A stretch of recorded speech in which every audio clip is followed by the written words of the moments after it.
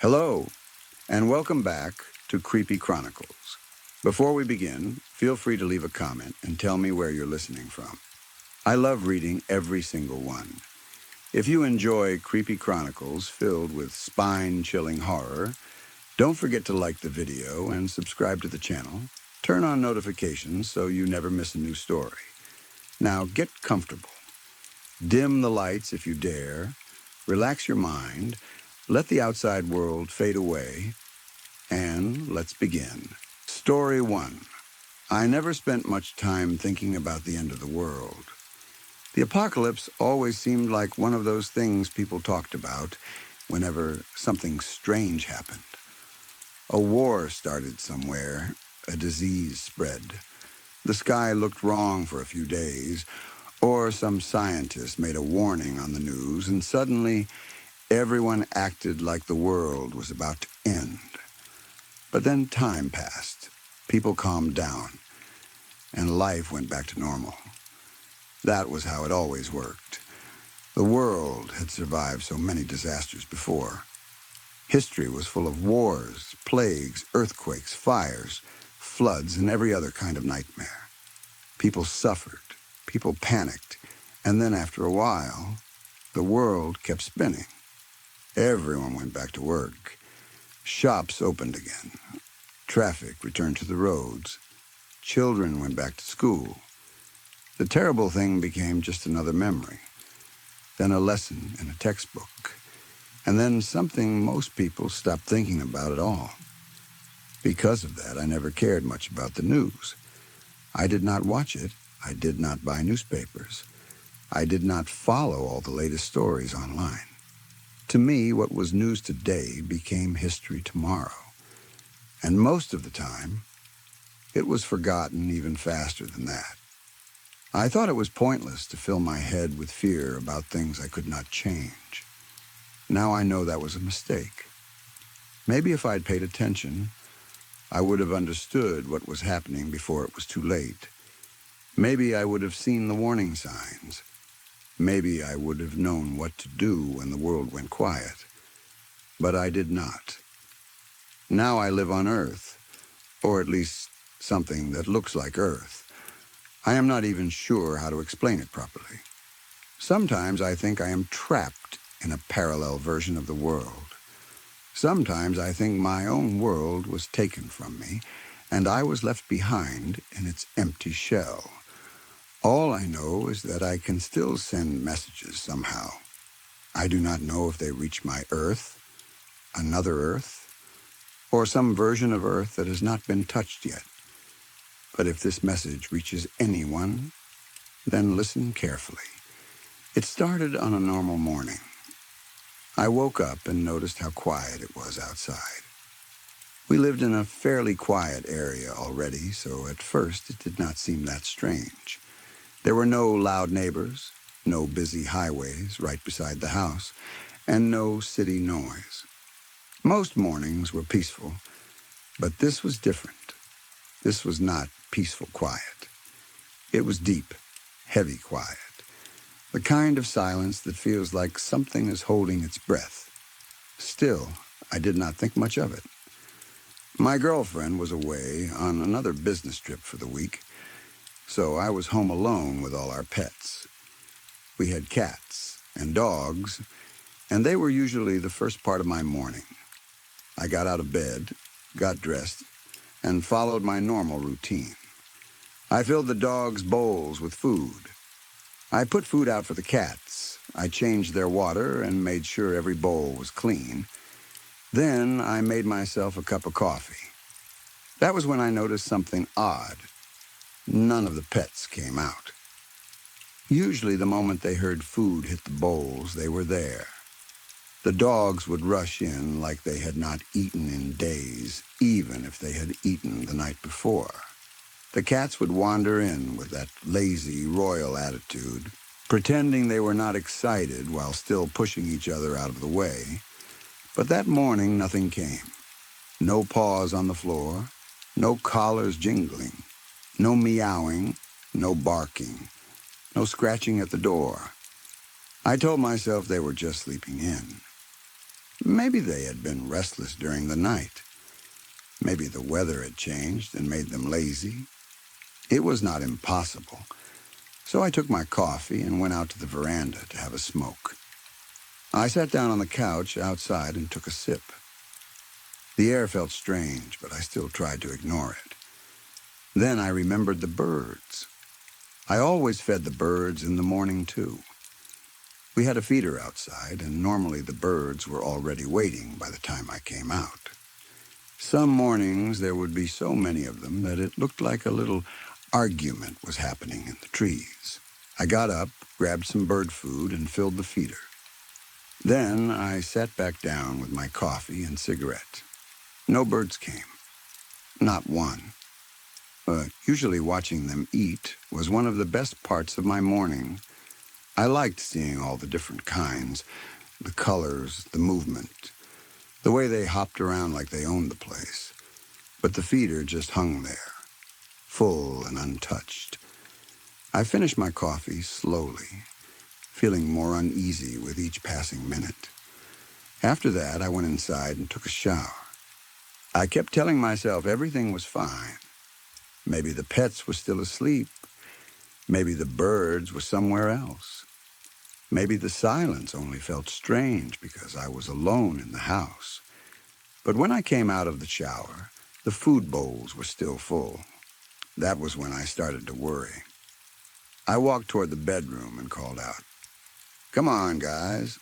Breakfast time." No answer. I checked the bedroom first. They were not there. I checked under blankets, behind curtains, in closets, under tables, and behind the couch. I looked in every room. I checked the bathroom. I checked the kitchen. I checked places where the cats sometimes hid when they wanted to be left alone. Nothing. I started to panic. The doors had been locked during the night. The windows were closed. There was no way all the cats and dogs had somehow gotten out of the house without me knowing. And even if they had come out after I woke up, they would have gone straight to their food. I searched for hours. I moved furniture. I looked behind boxes. I checked cupboards. I even went outside and walked around the yard, calling their names over and over. There was no answer. At some point, I stopped and listened. That was when the silence really hit me. There were no insects, no birds, no dogs barking in the distance, no engines, no tires on the road. Usually, even when it was quiet, you could still hear cars passing somewhere beyond our small town. You could hear life if you listened long enough. But now there was nothing. I took out my phone and tried calling my girlfriend. The call did not go through. I tried sending messages. They stayed stuck, unsent. I checked the signal, then restarted the phone, but it made no difference. A cold feeling moved through my chest. I decided to walk into town. I thought maybe there had been an emergency. Maybe people had been evacuated. Maybe there was some explanation, and I had just missed it because I never watched the news. I kept telling myself that if I found another person, everything would make sense. But the town was empty. Cars sat in driveways. Some doors were open. In front of one house, there were bags sitting near a car, like someone had been packing in a hurry and then just vanished. At another house, the front door was wide open, and a child's bicycle lay on its side in the yard.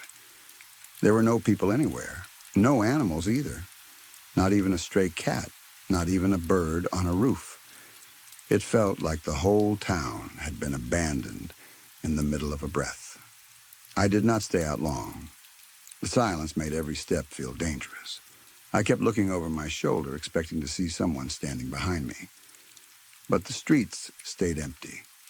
When I got home, I locked the door and checked my laptop. My emails had not updated since the night before. That was strange by itself. I usually had a pile of spam waiting every morning, and I normally spent at least 20 minutes deleting junk emails. But there was nothing new. Then I checked my messages again. One notification had come through in our local security group before everything went dead. I had missed it during the night. It said that the authorities were warning people about strange events. They did not know the cause yet, but witnesses had described translucent humanoid figures moving through neighborhoods. The message said these things seemed to turn anything they touched into ash. Everyone was told to stay inside and not attempt to leave until sunrise. It ended by saying this was not a joke and that everyone needed to take the warning seriously. I stared at the message for a long time. Translucent humanoids. Ash. Stay inside. My first thought was that it had to be some kind of hoax. But then I looked around at my empty house, the untouched food bowls, and the dead silence outside. I went back outside, but I stayed close to the house.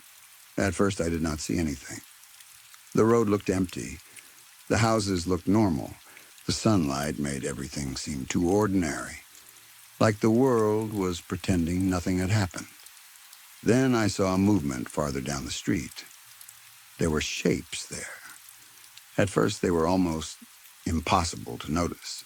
They looked like heat waves in the air, like clear bodies made of glass and smoke. They were shaped like people, but not fully solid.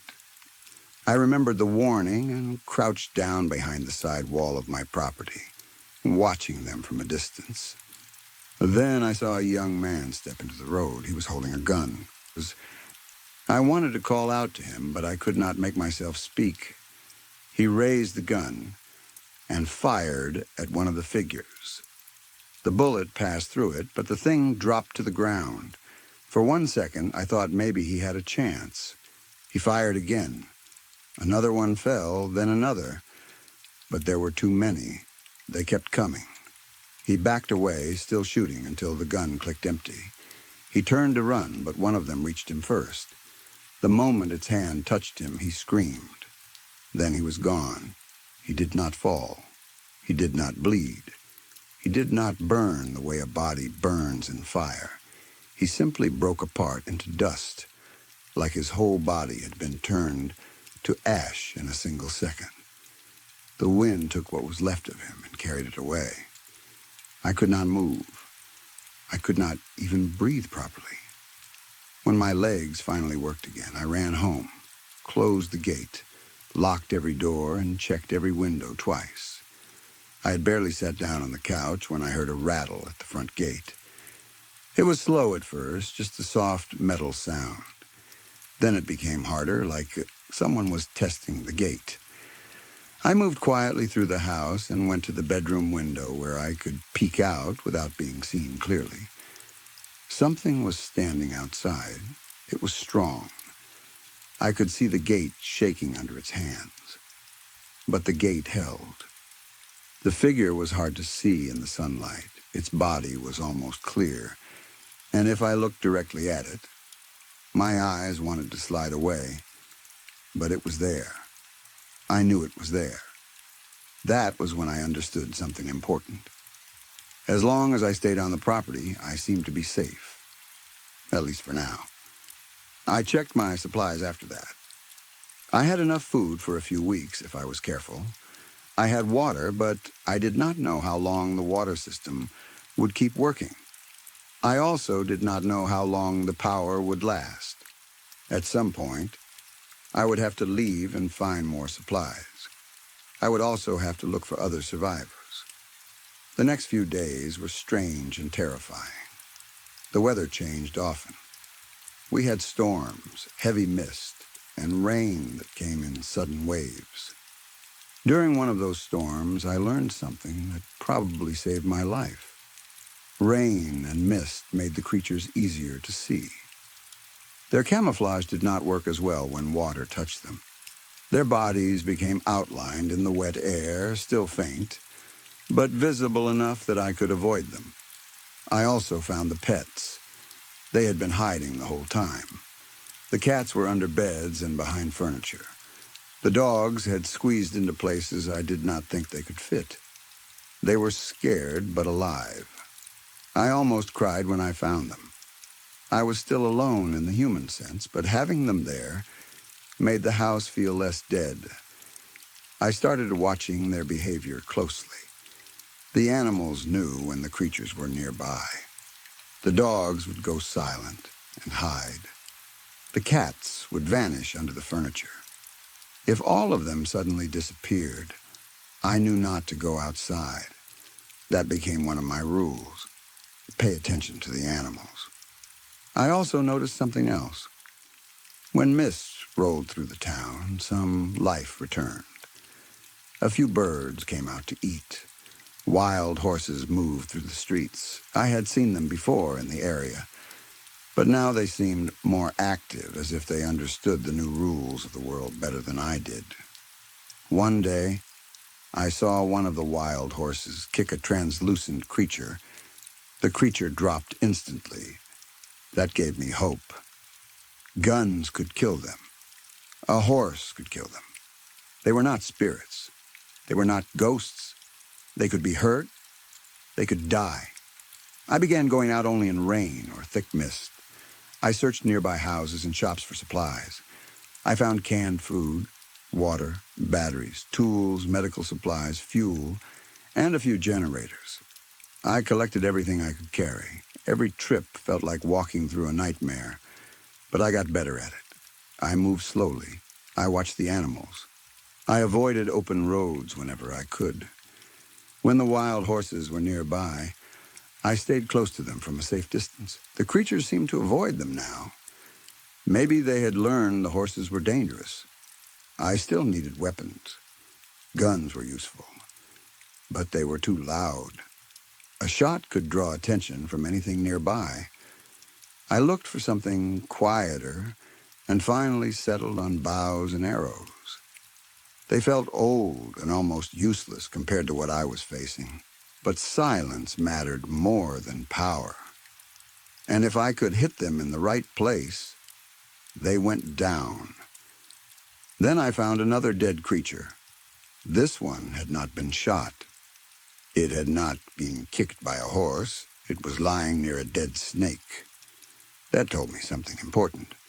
The snake had bitten it, and the creature had died close enough to the snake that it must have happened quickly. Venom worked on them. That was good news for me because I knew how to catch and handle snakes. I had never thought that skill would matter during the end of the world, but suddenly it did. The more I learned, the more certain I became that these beings were physical. They were not demons or spirits. They had bodies. Strange bodies, maybe protected by some kind of technology, but bodies all the same. They also had patterns. They mostly stayed on roads and open paths.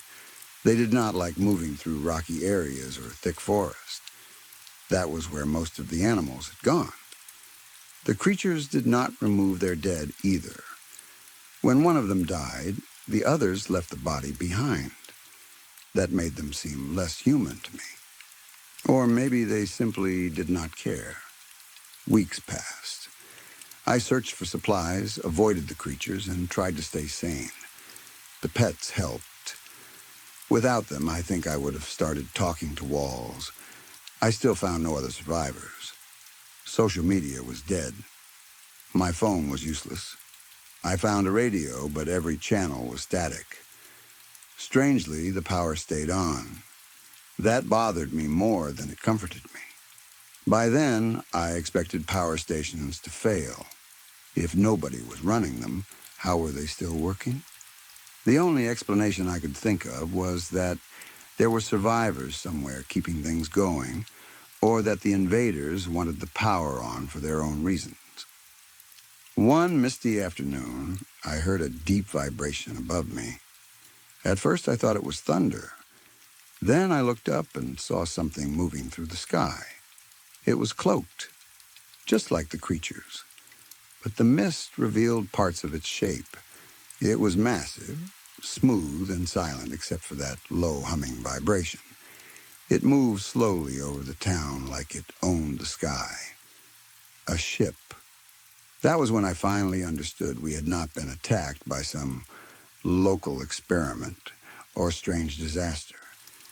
These things had come from somewhere else. Maybe space, maybe another world, maybe somewhere worse. If there were even 100 ships like that across the planet, then it made sense why we had lost. How do you fight an enemy you cannot see? After the ship passed, there were fewer creatures in the area. Birds became more common. More animals returned. I even tried to make it toward the nearest city, thinking I might find survivors or a military base, but I ran into one of the creatures on the way. This one had a weapon. It fired at me, and I barely escaped. Whatever it shot tore through several trees behind me, like they were made of paper. I ran until my lungs burned, and I did not stop until I was back home, with the gate locked behind me. That was when I stopped thinking only about survival. I started thinking about fighting back. I kept collecting weapons, especially bows and arrows. I made traps where I could. I tried to find ways to use snakes safely.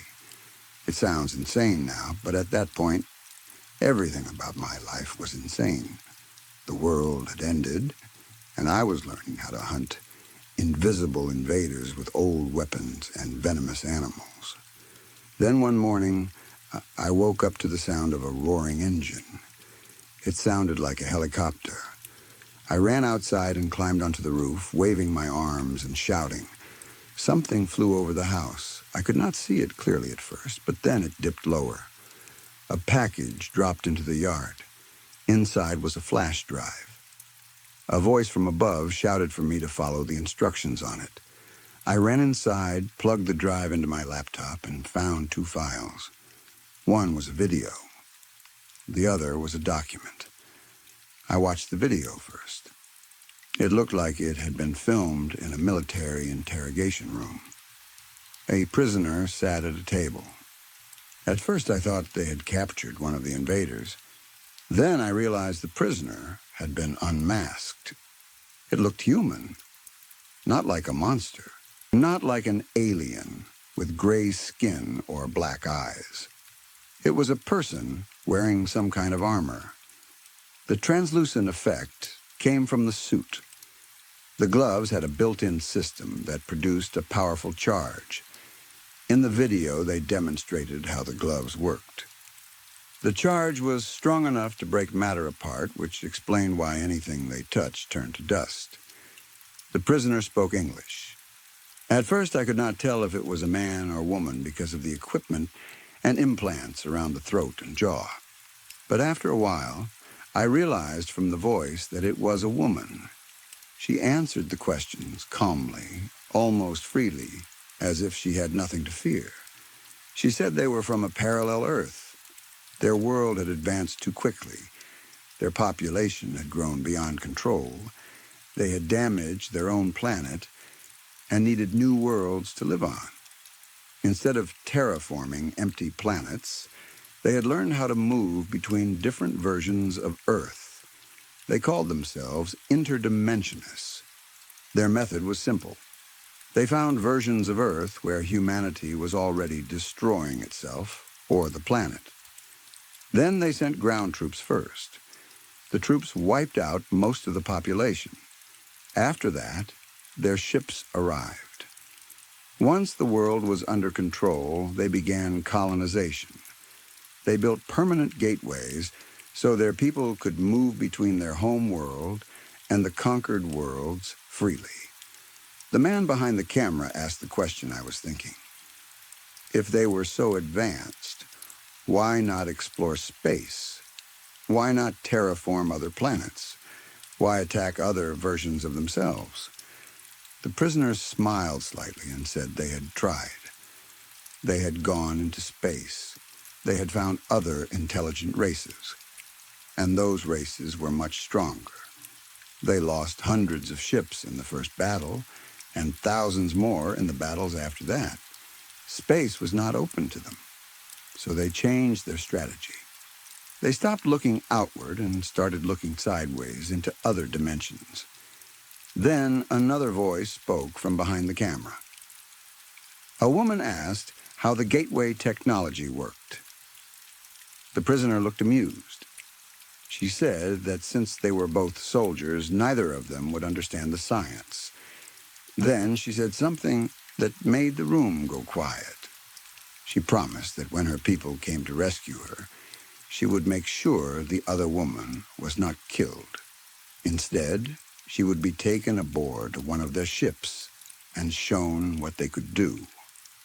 Then she turned her attention back to the man behind the camera. She told him that he and his team were welcome to join them too. She said they were always looking for good soldiers. For a few seconds, nobody spoke. Then the man asked about the rest of the survivors left on Earth. The prisoner smiled and said that anyone who had survived this long had already proven they were worthy of recruitment. Then she revealed the truth. They had not captured her. She had been sent there. She was delivering a final ultimatum. The man behind the camera asked if she gave her word as a soldier. She said she did. Then she handed him a flash drive and said it contained instructions for survivors on how to surrender peacefully for recruitment and reconditioning.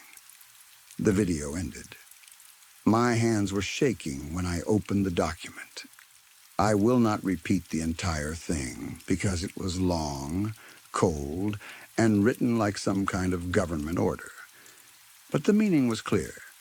Humanity had surrendered to the interdimensionists. Survivors were given 3 choices, though none of them were real choices.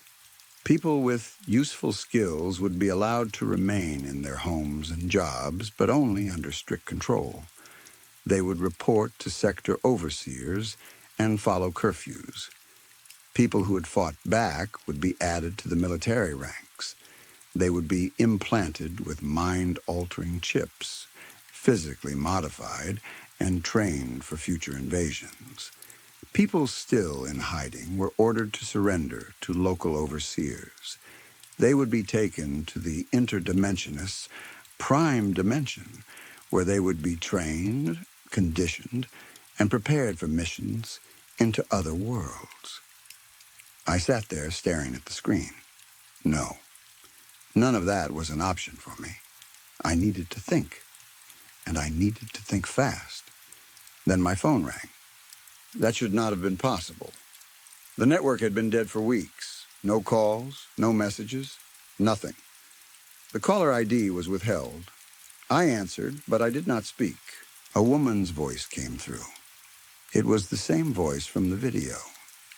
She told me not to interrupt. She said their scouts knew about me, but the interdimensionists did not. She said they had a plan to escape and survive. They had managed to steal one of the interdimensionist ships, and they were gathering as many survivors as they could. They had found another Earth, a version where the invaders would not follow them for at least a few years. That was when I finally spoke.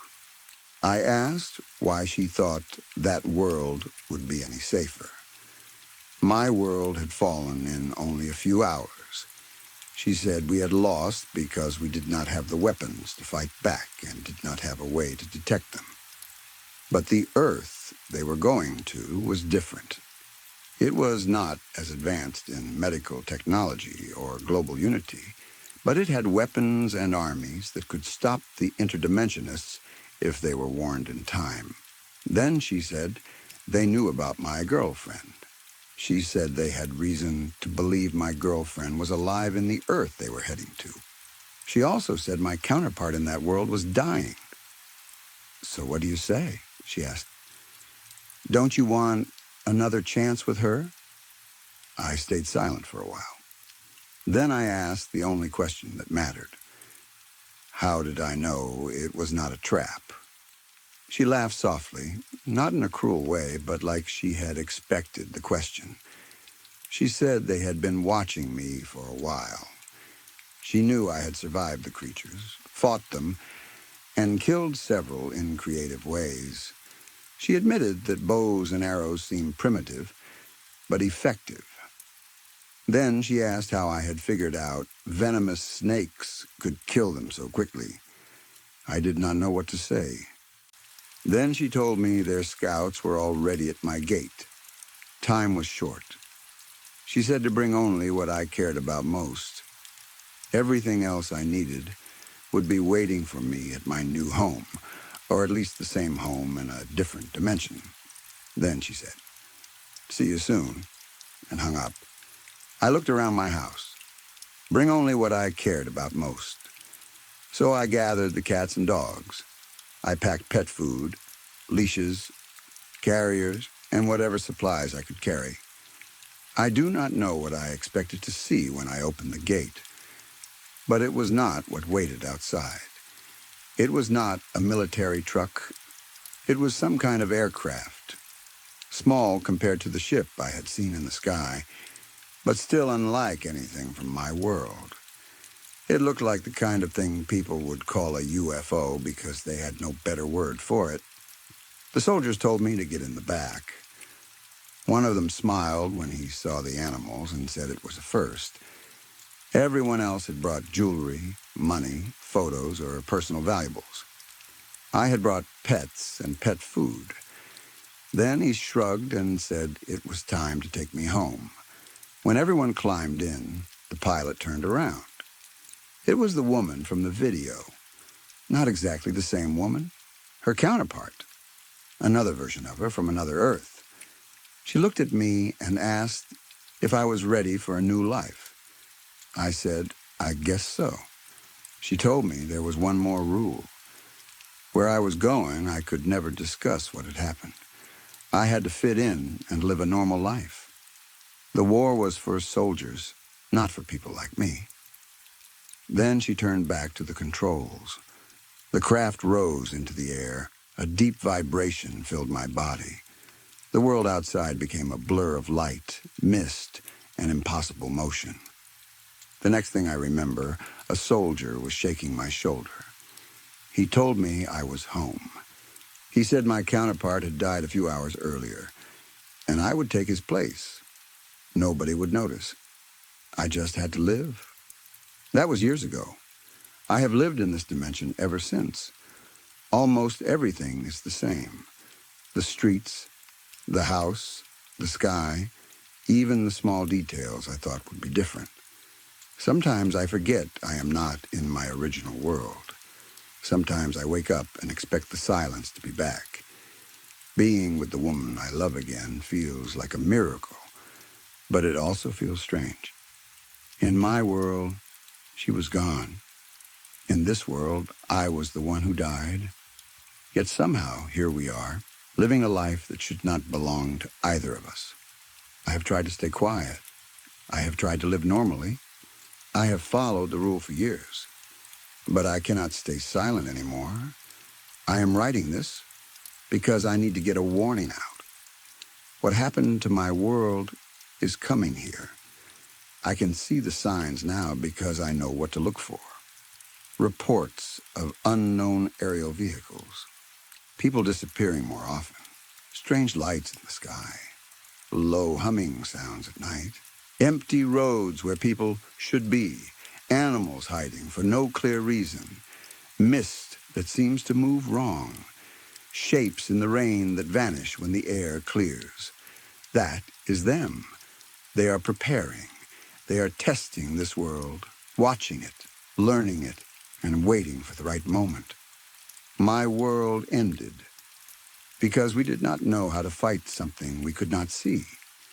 By the time we understood, it was already over. Do not make the same mistake. Watch the skies. Listen for the humming. Pay attention when animals hide. Do not ignore strange disappearances. Do not trust every official message if it tells you to surrender peacefully.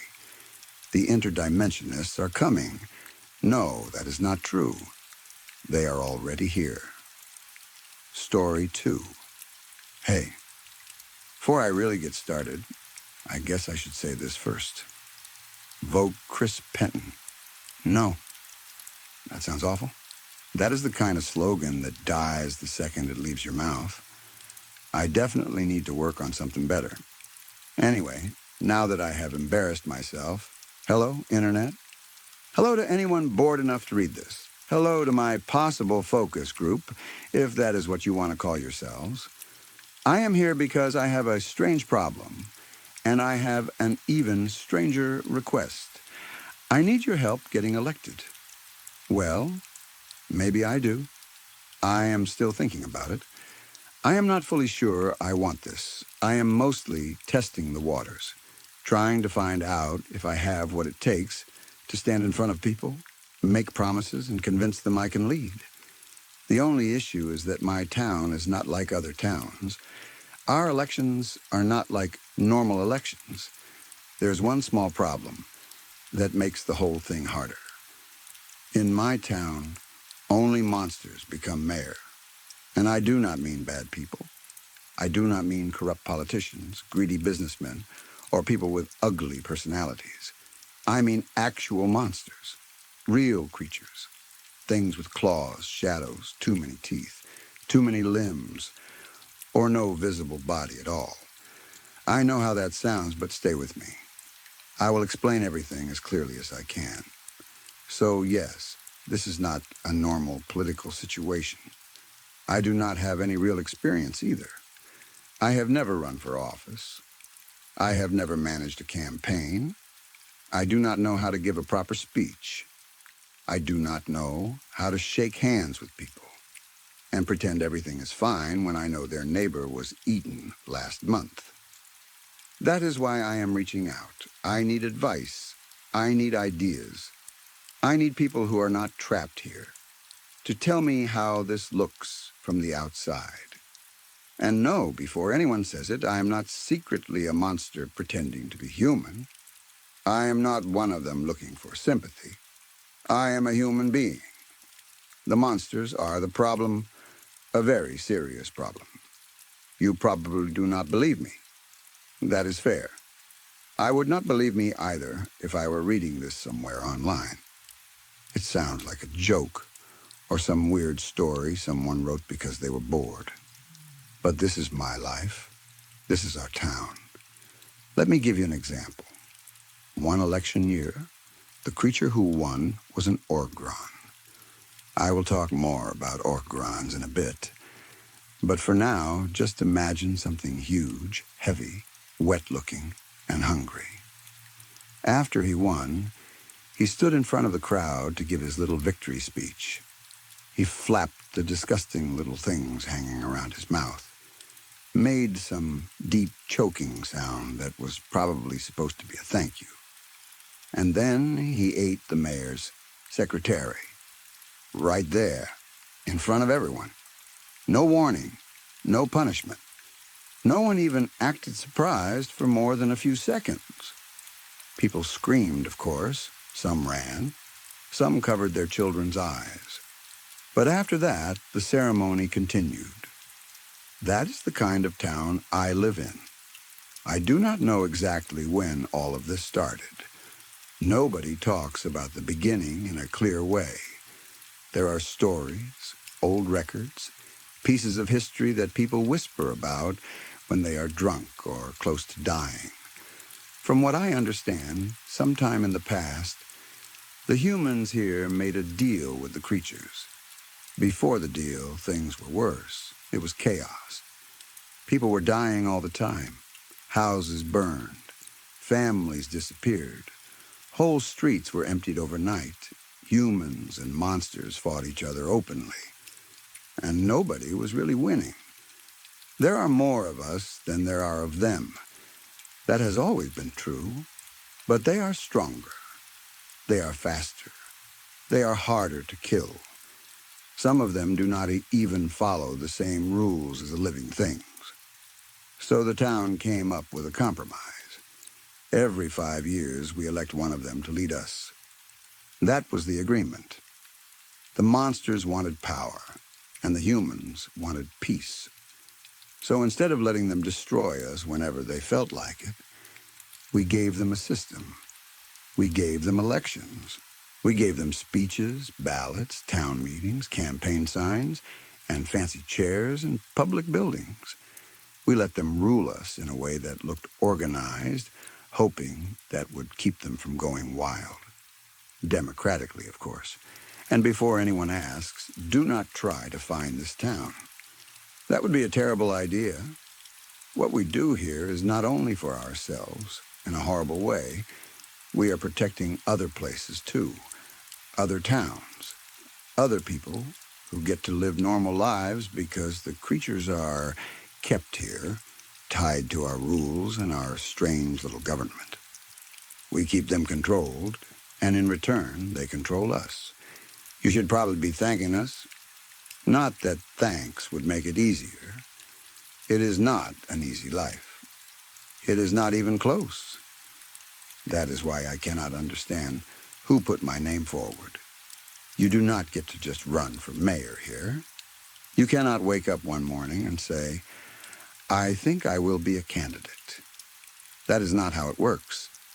Candidates are chosen by something they call a committee of your peers, though nobody ever explains what that means.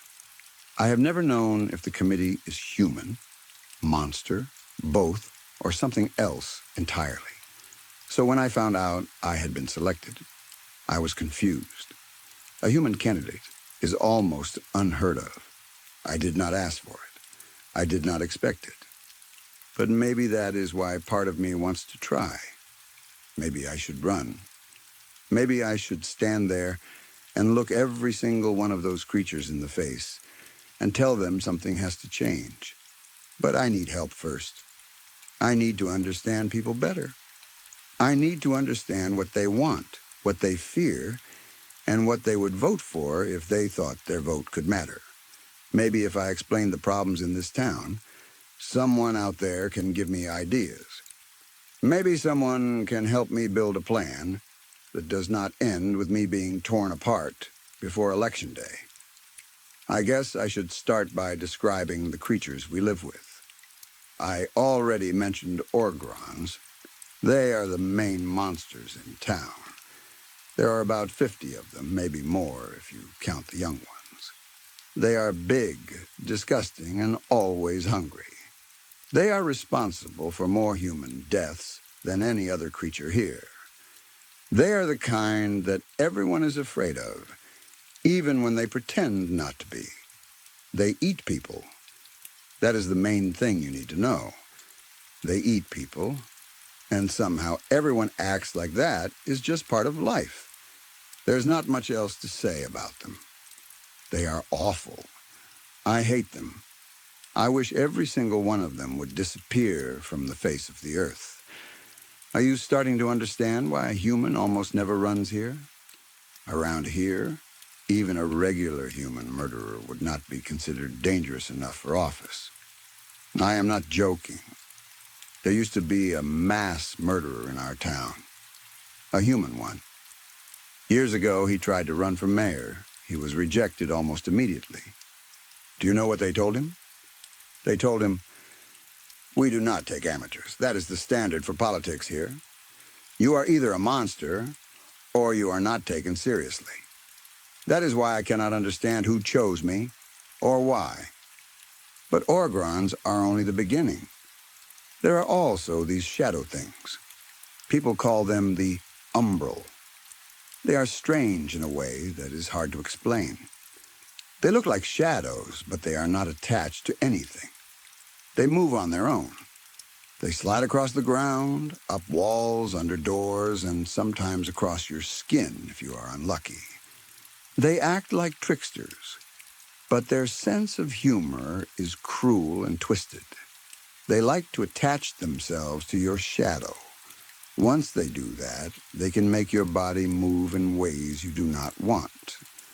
I once saw an umbral grab onto a cat's shadow and make the poor animal twist and kick in midair like it had forgotten how gravity worked. The cat landed badly, then shot under a porch and stayed there for hours.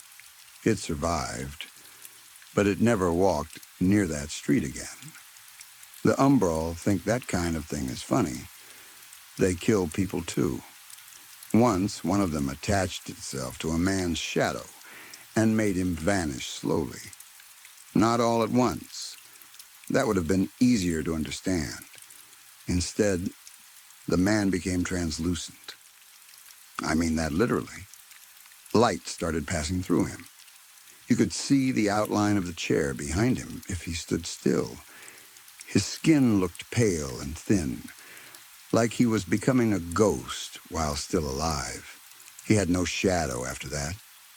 None at all. At first, people thought he might survive. He still spoke.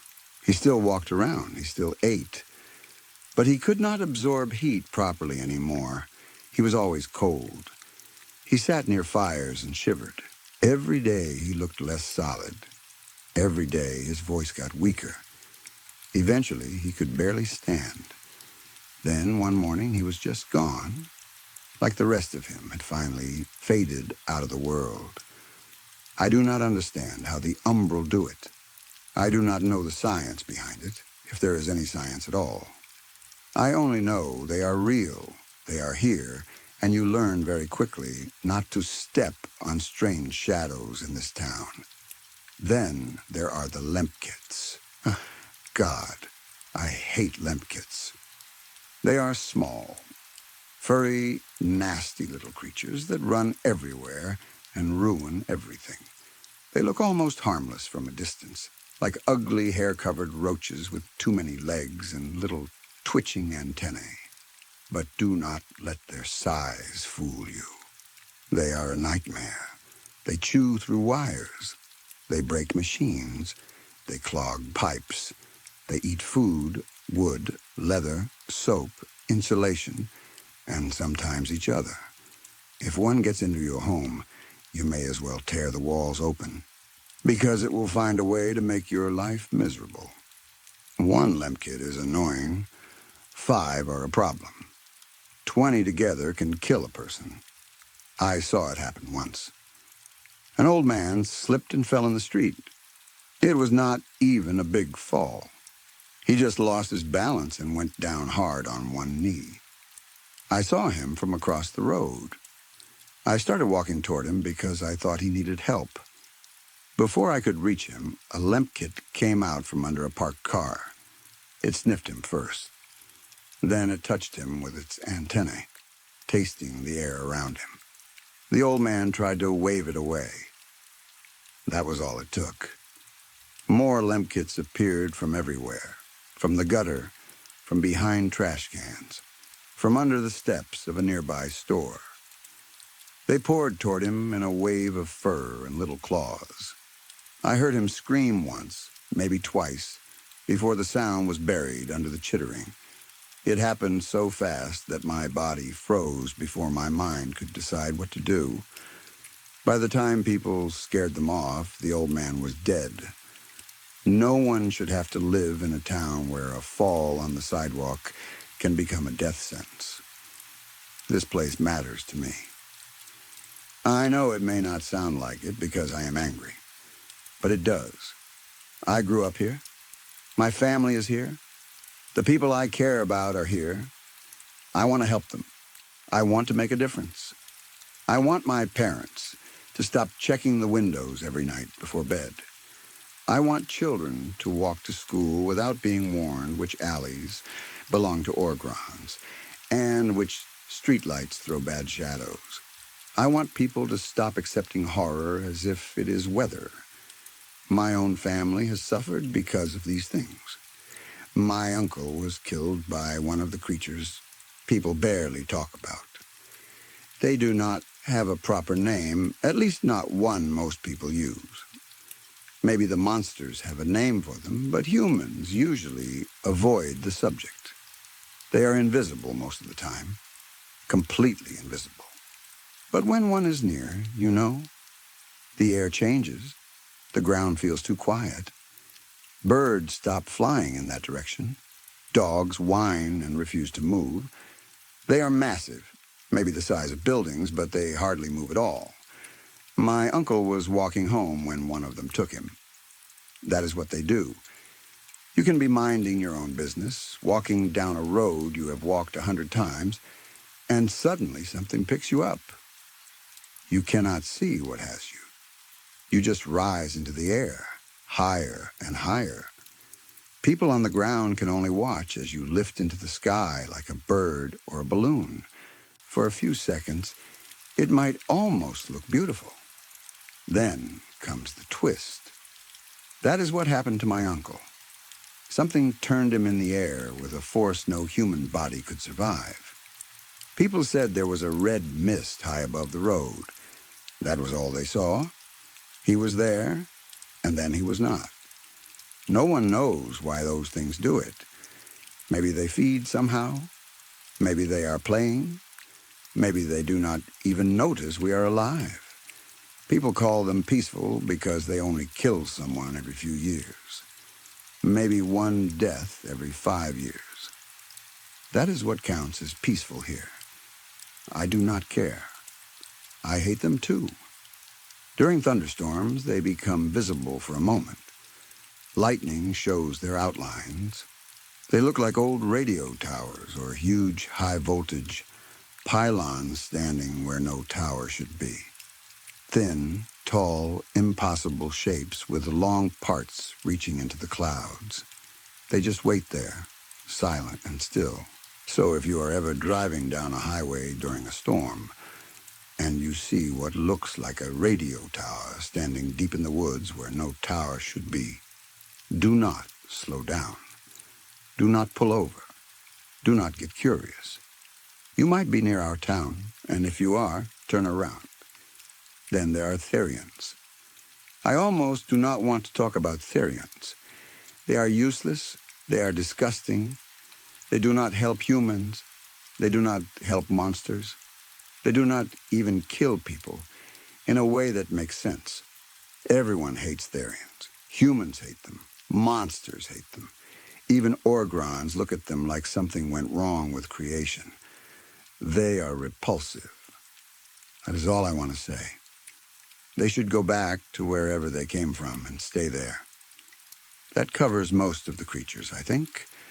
There are smaller ones, stranger ones, things people only mention in prayers or court records, but those are the main groups that matter during elections. Every cycle feels the same. Some creature gets chosen, usually an orgron. It makes promises it has no intention of keeping.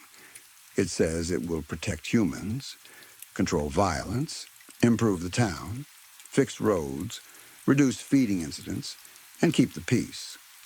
Then it wins, sits in office, and its own kind kills a bunch of people anyway. The monsters try to stay polite with each other. They hold meetings. They argue over territory. They form alliances. They insult each other in public debates. But when it comes to humans, most of them do not care what we think. They care about our votes only because the old agreement says they have to. That is why I think I might be able to make a difference for humans, for our side. I need to convince people that I am worth voting for. I need to convince them that voting for a human is not a wasted vote. Maybe I even need to convince some monsters too, though I know how ridiculous that sounds. Why would they vote for me? Why would any creature give power to someone who hates them? Still, I cannot be worse than the last mayor. He was an umbral, which was already controversial. A shadow mayor is not exactly comforting. People did not even know where to look when he gave speeches. The podium would be empty, but the floor behind it would move. Eventually, he had to resign. You probably think he resigned because he killed someone, or maybe because he killed too many people. That would make sense here. But no, that was not the scandal. He had an affair. He cheated on his wife, assuming an umbral can have a wife in any normal sense. That alone would not have shocked people much. Monsters do terrible things all the time.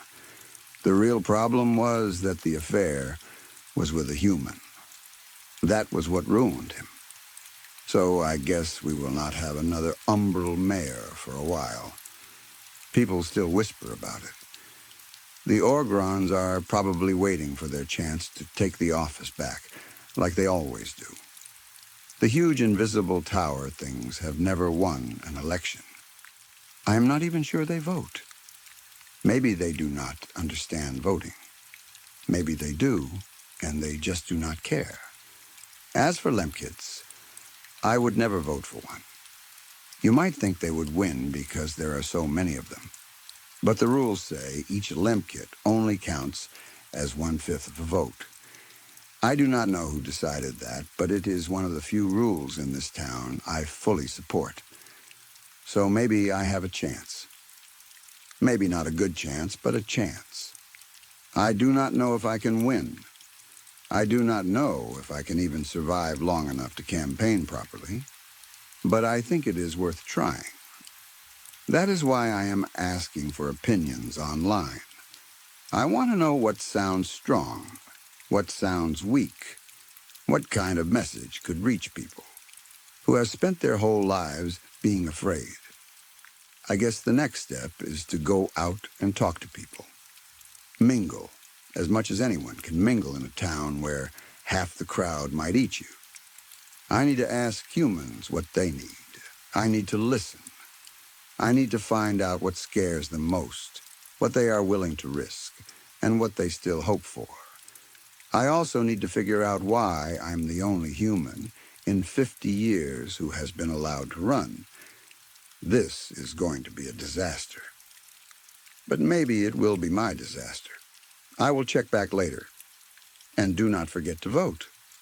5 days passed before I came back to this. I meant to update sooner, but things got complicated. Some new developments came up, and now I understand more than I did before. I found out who appointed me. It was the monsters. Not the Therians, of course. Nobody wants to agree with Therians on anything. But the others? The Orgrons, the Umbral, the Lemkits, maybe even the tower things in their own silent way.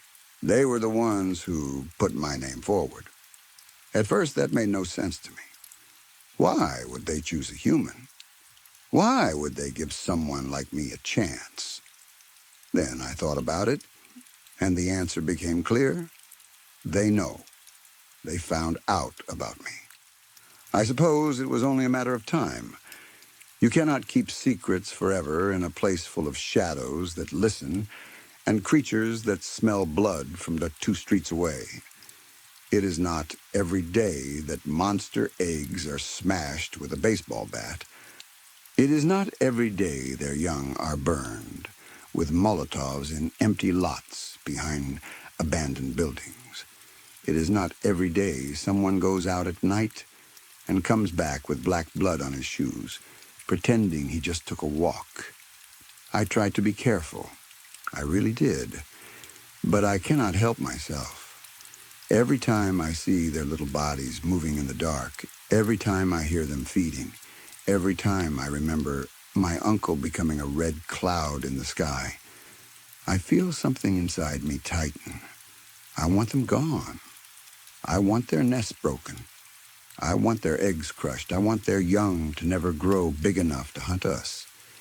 Even Orgrond are not so hard to kill when they are small. Their necks are softer than you would think. So yes, they caught me. Maybe not with my hands around a throat, but close enough. They know what I have done. They know what I am. And strangely, that is why they chose me, because they respect it. That thought bothered me at first. It should still bother me. But the more I think about it, the more sense it makes. Monsters do not respect kindness. They do not respect peace. They do not respect speeches about unity or fairness or safety. They understand hunger. They understand strength. They understand fear. They understand someone willing to hurt what they love. Maybe that is why I am in the running. Maybe, for the first time, they see a human who speaks their language. And now I keep asking myself one question. Why not? Why not do things differently? Why should monsters be the only ones allowed to kill? Why should humans spend their whole lives begging for peace from creatures that see peace as a pause between meals? Why should we keep pretending the old agreement is holy when it has only kept us scared, trapped, and slowly dying? Maybe peace was never the answer. Maybe we should learn from them. Maybe we should stop trying to prove we are better and start proving we are dangerous. That is a terrible thought. I know it is. A good person would probably step back from it. A good person would say, revenge is not leadership. A good person would say that if I become like the monsters, then they have already won. But this town has never been saved by good people. Good people get eaten. Good people get faded into nothing by shadows. Good people get swarmed in the street. Good people become red mist in the sky while everyone else looks away and says, at least it only happens every few years. I am tired of good people dying. I think it is time for a change. I think it is time for a new kind of thinking. Maybe we should not just want peace anymore. Maybe we should want a future where peace does not depend on making deals with things that hate us. I think I understand my campaign now. And I finally have my slogan. Vote Chris Penn for a future without monsters. Story 3. I live in a very small village. It is the kind of place where every person knows every other person, and every house has a roof that has been fixed by the same few hands for many years. It is small enough that you can stand near the old well in the middle of the square and see almost everything that matters. You can see the baker's shop with smoke rising from its chimney before sunrise. You can see the schoolhouse where the teacher rings a little brass bell every morning. You can see the town hall, which is not much more than a large wooden room with benches, a long table, and walls that smell like dust and old rain. You can see the woodsmen walking past with axes over their shoulders, though we have too many woodsmen for a village that is not allowed to enter the woods. That is what everyone says anyway. We have everything we need. That sentence is spoken so often that it almost feels like a prayer. The baker says it when he pulls bread from the oven. The teacher says it when children ask too many questions. The elders say it during meetings in the town hall. Their hands folded, their eyes low, their voices calm and heavy. My parents used to say it too, whenever I looked past the houses and toward the trees. We have everything we need. Everyone believes it. Or maybe they only pretend to believe it because pretending's easier than asking what lies beyond the last row of cut stumps. People smile here. They work, they eat, they sleep, they wake up, and they do it all again the next day. The baker bakes, the teacher teaches, the woodsmen sharpen their tools and cut only what they are told to cut. The children play in the dirt streets, but never too close to the edge of the village. The old people sit by their doors and watch the forest without looking like they are watching it. Everyone seems happy. Everyone seems safe. Everyone has what they need. But I do not. I do not have answers. I am curious, and in my village, curiosity is treated like a sickness. It is something people try to hush out of you before it grows too large. It begins with simple warnings, spoken gently at first. Do not cross the line. Do not walk beneath the shadow of a tree's crown. Do not go into the forest. Those words have followed me since I was old enough to walk. They were said to me by my parents, by the teacher, by the baker, by the woodsman, by strangers who are not really strangers because no one is a stranger in a village this small. If my foot came too close to the border of cut stumps, someone would call my name. If I stood too long staring at the trees, someone would take my shoulder and turn me around. If a shadow from the forest stretched too far across the ground in the evening, the children were called indoors before it touched them. No one ever explained why. That was the part that made me angry. They always gave the warning, but never the reason. They told me what not to do, but never what would happen if I did it. Their faces would tighten. Their voices would drop. Their eyes would move toward the forest, then away from it, as if even looking at it for too long was dangerous. When I asked why we could not go into the woods, the teacher told me that some questions do not need answers. When I asked why the woodsmen carried axes if no one was allowed beyond the line, the baker told me the axes were for our protection. When I asked what they were protecting us from, he burned the bread he was holding and pretended he had not heard me. The forest surrounds our village on every side. It is not like a normal forest, or at least not like the forests in the old books at school. In those books, forests have paths. They have deer tracks, mushrooms, streams, birds, and sunlight falling in golden pieces through leaves. In the pictures, children walk under branches and laugh. Hunters move through the woods with dogs. Travelers rest under trees. The forest in the books is deep and wild, but it is alive in a way that feels almost friendly. Our forest is not like that. Our forest stands in silence, and it waits. The border of our village is marked by a ring of tree stumps. They are old, dark, and smooth from years of rain. They form a rough circle around the homes and shops like broken teeth pushed up from the dirt. The woodsmen cut them long before I was born, and no one has cut beyond them since. The stumps are the line. Children are taught to play inside them. Adults walk along them but never over them. Even the animals seem to understand. Dogs bark at the forest but never chase anything into it. Chickens wander through the streets, but if one gets too close to the stumps, someone grabs it quickly and brings it back. The trees start just beyond that line. They are mostly oak trees, tall and thick, with heavy branches that spread out like hands. Their leaves are so dense that even on bright days the ground beneath them looks dark. Their trunks stand close together, but not too close. They are spaced in a way that feels wrong, almost too neat, like someone planted them in perfect rows and then forgot to make them look natural. I used to stare at those trees every day and wonder what it would feel like to step beneath them. Would the air be cooler? Would the ground be soft?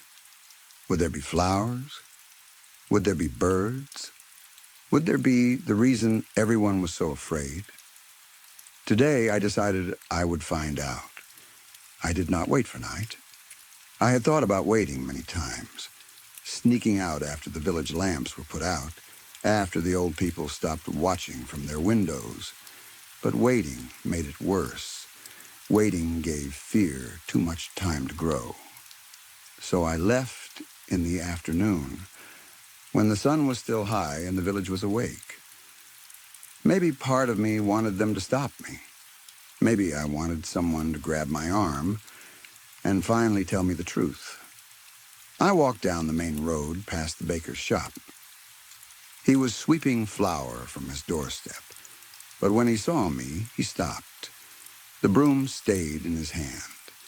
His mouth opened a little, but he did not speak. A few children near the well turned to watch me. The teacher came out of the schoolhouse. One of the woodsmen lowered the axe he had been sharpening. People saw where I was going. They understood. No one moved. No one shouted. No one tried to stop me.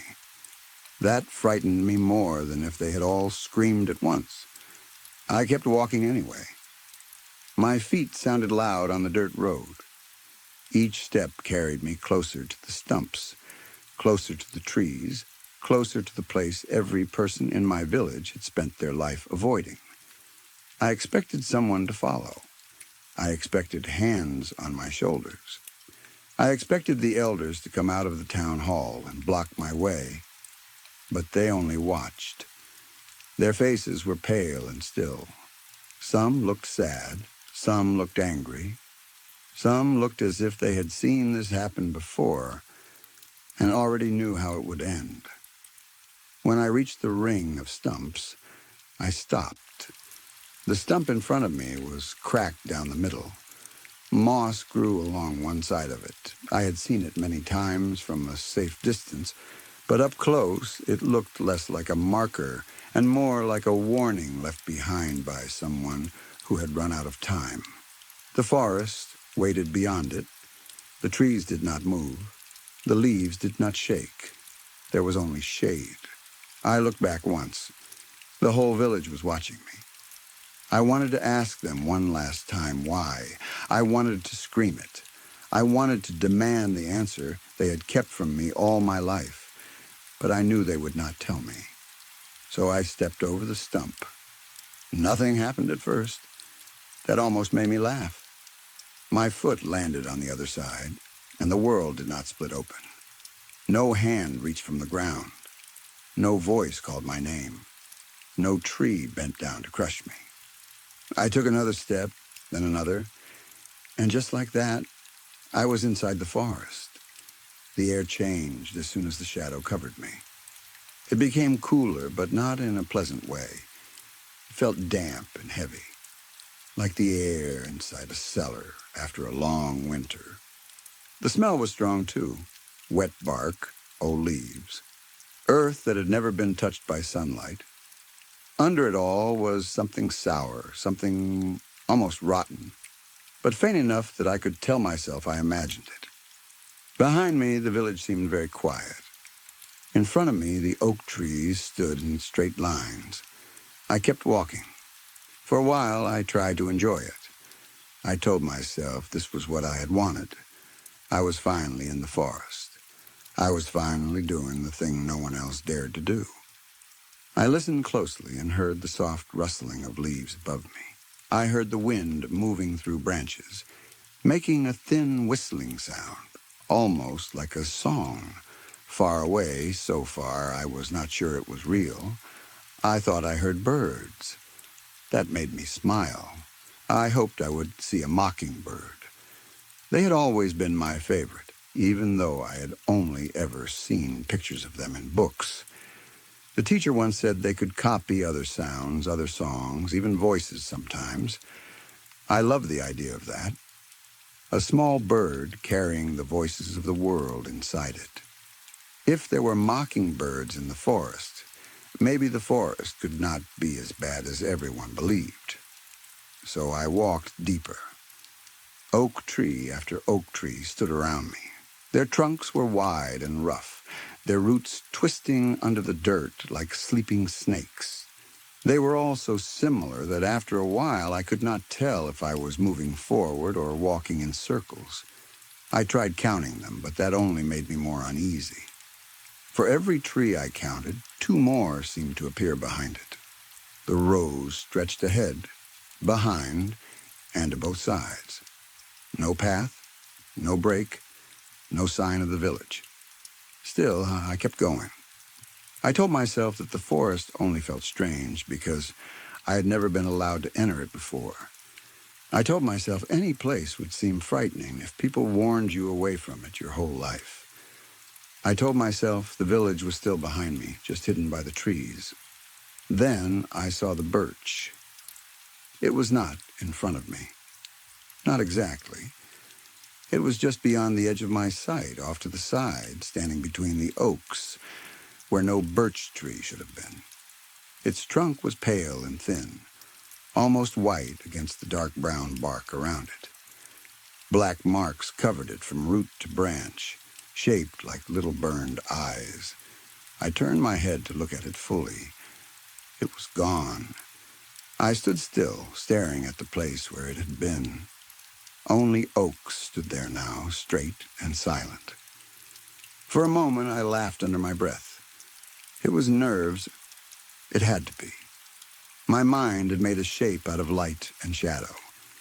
I had wanted to see something unusual, so I saw something unusual. That was all.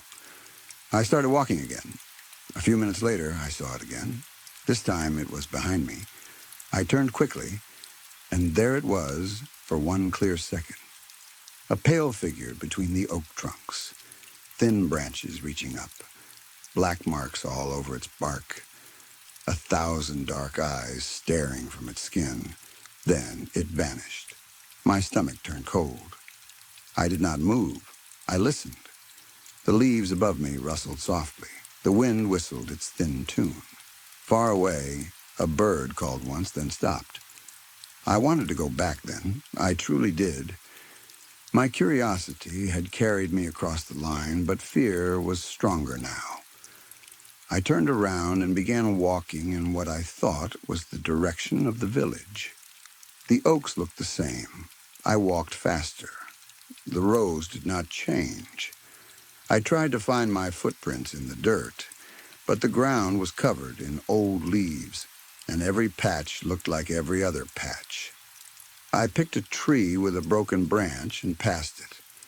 Then, after a few minutes, I saw the same broken branch ahead of me. Or maybe it was another tree. Or maybe the forest was making copies of itself. I could not tell. The rustling stopped. That was when I knew something was wrong. Before, I had not noticed how much comfort there had been in the sound of leaves. It had made the forest feel alive, even if it felt strange. But when the rustling stopped, the silence became thick and sharp. No leaves moved, no birds called, no insects buzzed. Even my breathing sounded too loud. Only the whistling remained. It moved between the trees in a slow, uneven tune. Then another sound joined it. Creak. I froze. Creak, creak. It sounded like old wood bending under weight. Creak, creak, creak. At first I thought a branch was swaying somewhere above me, but there was no wind now. The air was still. The leaves did not move. The sound came again, closer. Creak. I looked at the trees. One of the oaks ahead of me was leaning. No, not leaning. Moving. Its trunk twisted slowly, the bark splitting with a dry cracking sound. Its roots pulled from the ground one by one, thick and dark and wet with soil. The branches lowered like arms. Leaves shook loose and fell around it like dead insects. It stepped out of its perfect row. Then another tree moved, then another. All around me, the forest began to break its stillness. The oaks were shifting, turning, stepping closer. Their bark cracked open in long wounds. Their branches bent downward, reaching. The neat rows fell apart as the trees crowded in from every side. I ran. I did not know where I was running. I only knew I had to move.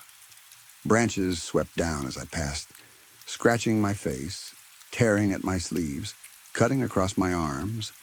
Thin twigs dragged over my skin like fingernails. I ducked, stumbled, pushed through leaves, and kept running. The oaks creaked and groaned behind me. Their roots thudded against the ground like heavy feet. The forest surrounded me. I tried to turn back, but there was no back anymore. Every direction was filled with trunks. Every gap closed before I could reach it. The trees were not just moving. They were herding me, guiding me, trapping me. Then I saw the birch again. It stood far ahead, pale between the dark oaks. Its black marks watched me. I saw no leaves on its branches, only thin, white limbs stretching into the gloom. I turned away from it and ran harder. A branch caught my shoulder and spun me around. Another cut across my cheek. Something hooked my shirt and ripped it open at the side. I fell to my knees, and the ground beneath me seemed to pulse, as if roots were moving under the leaves. I scrambled up. There was nowhere to go. The oaks pressed closer. Their branches lowered. Their crowns joined above me, blocking what little light remained. I could not continue. I could not turn back. So I climbed. It was the only thought that came to me. If the trees surrounded me on the ground, then I had to get above them. I grabbed the nearest oak, digging my fingers into the rough bark. The trunk was cold and damp. I pulled myself up, using knots and cracks for holds.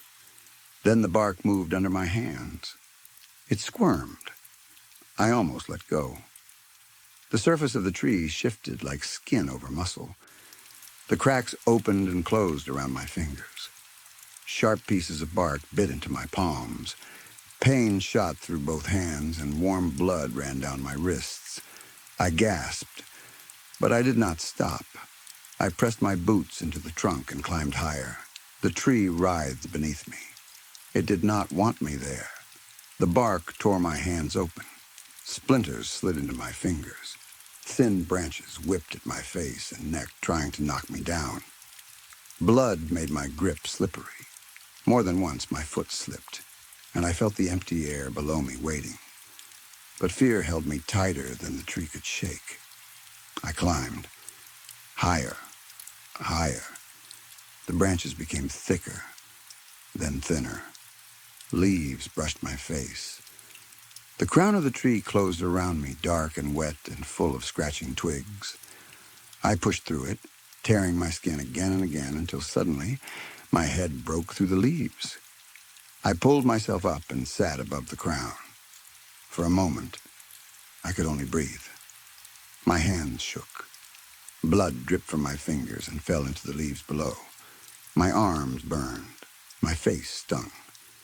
The tree still moved beneath me, but from above the crown, its movement felt slower, like the breathing of something huge. Then I looked around, and I saw the truth. There was no village. There were no rooftops, no chimneys, no baker's shop, no schoolhouse, no town hall, no ring of stumps, no road leading home.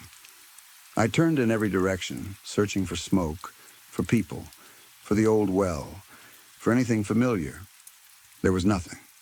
No birds, no clouds, no wind, no sun, no sky. At first I thought darkness had fallen, but it was not night. It was not anything. Above me was not the blue sky I had known all my life. It was an empty, colorless space, so wide and blank that my eyes hurt trying to understand it. Around me, stretching farther than I could see, was only the forest, an endless sea of leaves. Oak crowns rolled outward in every direction, packed tight together, moving slowly like waves. They stretched beyond the horizon, though there was no real horizon anymore. There was no place where the world ended and the sky began. There was only forest, and forest, and forest. My village was gone. Or maybe it had never been as close as I thought. I wanted to scream, but my throat would not open. That was when I saw the taller tree. It rose far away at first, or maybe it was near and simply too large for distance to make sense. It stood above the endless forest like a tower made of bone, pale and thin, yet impossibly tall. Its trunk rose beyond the crowns of the oaks, higher than any church steeple, higher than any mountain in the old picture books, tall enough to scrape against the gates of heaven if heaven was still above us. It was a birch tree. Its bark was white, but not clean. It was marked with black shapes from bottom to top. Not hundreds, not thousands, millions. Charred black eyes covered its pale skin. Some were small as seeds. Some were wide as windows. They did not blink. They did not move. They only watched. Watched the forest. Watched the oaks. Watched me. Its branches stretched farther than branches should stretch. They reached out across the forest in every direction, thin and pale and endless. They held no leaves, not one. They were bare like bones, but they moved with purpose, slowly, patiently, searching. No, not searching, hunting.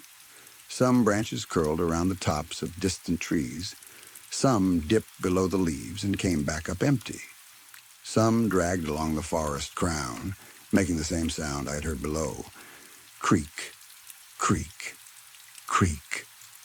And then I saw what hung from one of its far branches. At first, I thought it was a bundle of cloth. Then it moved. It was a person, too far away to know who, too far to see a face, but close enough to see arms hanging limp, close enough to see legs swinging slightly in the empty air. The branch held them around the waist like a careful hand. Another branch lifted from the forest below, and another shape dangled from it. Then another, then another. The birch was holding people. My hands tightened around the oak branch beneath me.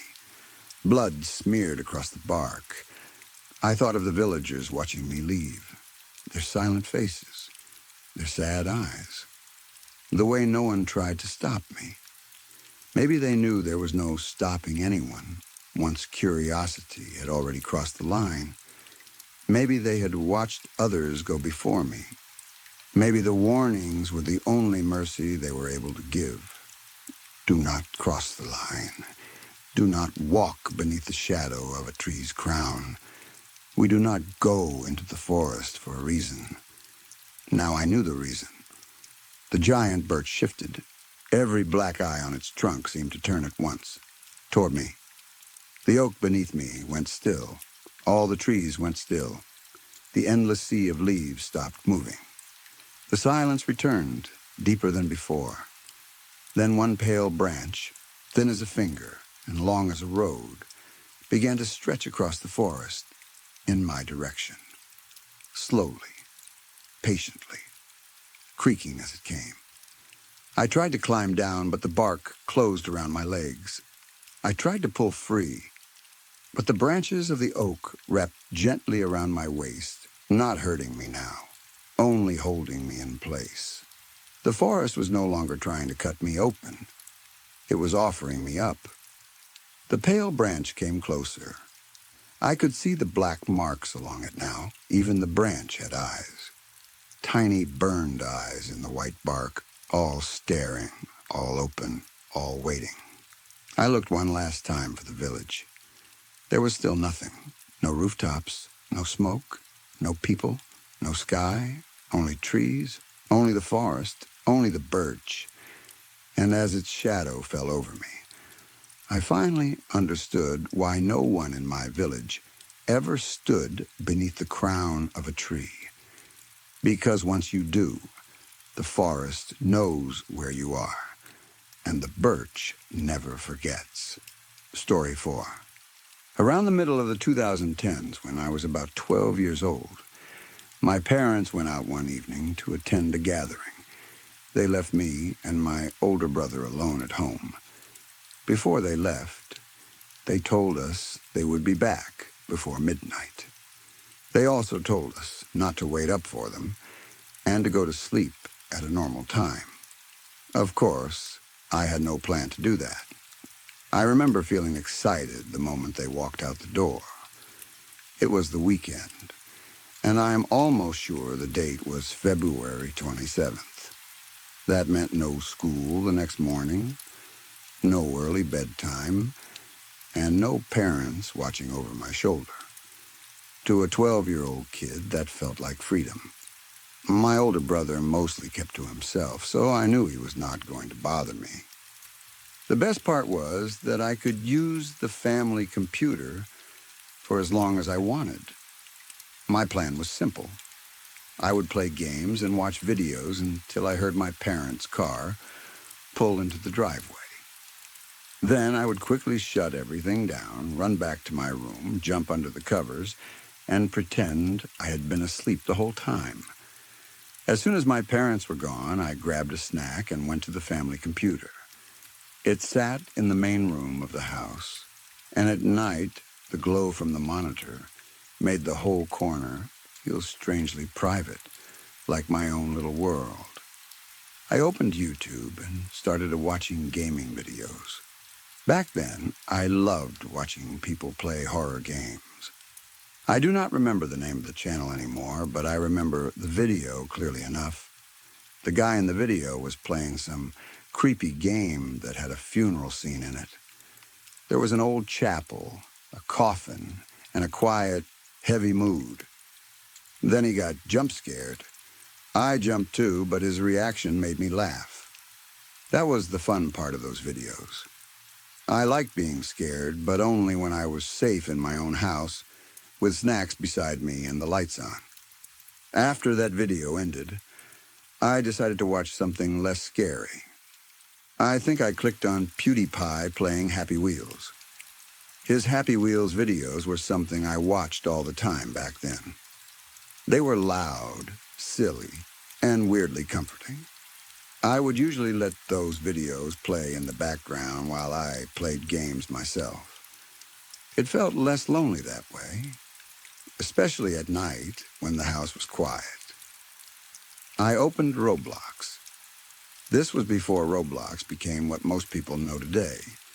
Back then, it felt smaller and rougher. The characters still looked very blocky, and a lot of the games were simple. I played random obstacle courses, collected whatever little rewards were at the end, and messed around like any bored kid would. But even while I was playing, my mind kept drifting back to the horror video I'd watched earlier. I kept thinking about that funeral scene. I did not know what the game was called. I could not remember anything about it except the image in my head. An old, broken-looking chapel. No people around.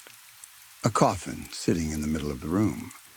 Something about it stuck with me in a way I could not ignore. It was like an itch in my brain. The more I tried to focus on Roblox, the more I thought about it. Eventually, I left the game I was playing and clicked the search bar. I typed one word: funeral. At first, nothing interesting came up.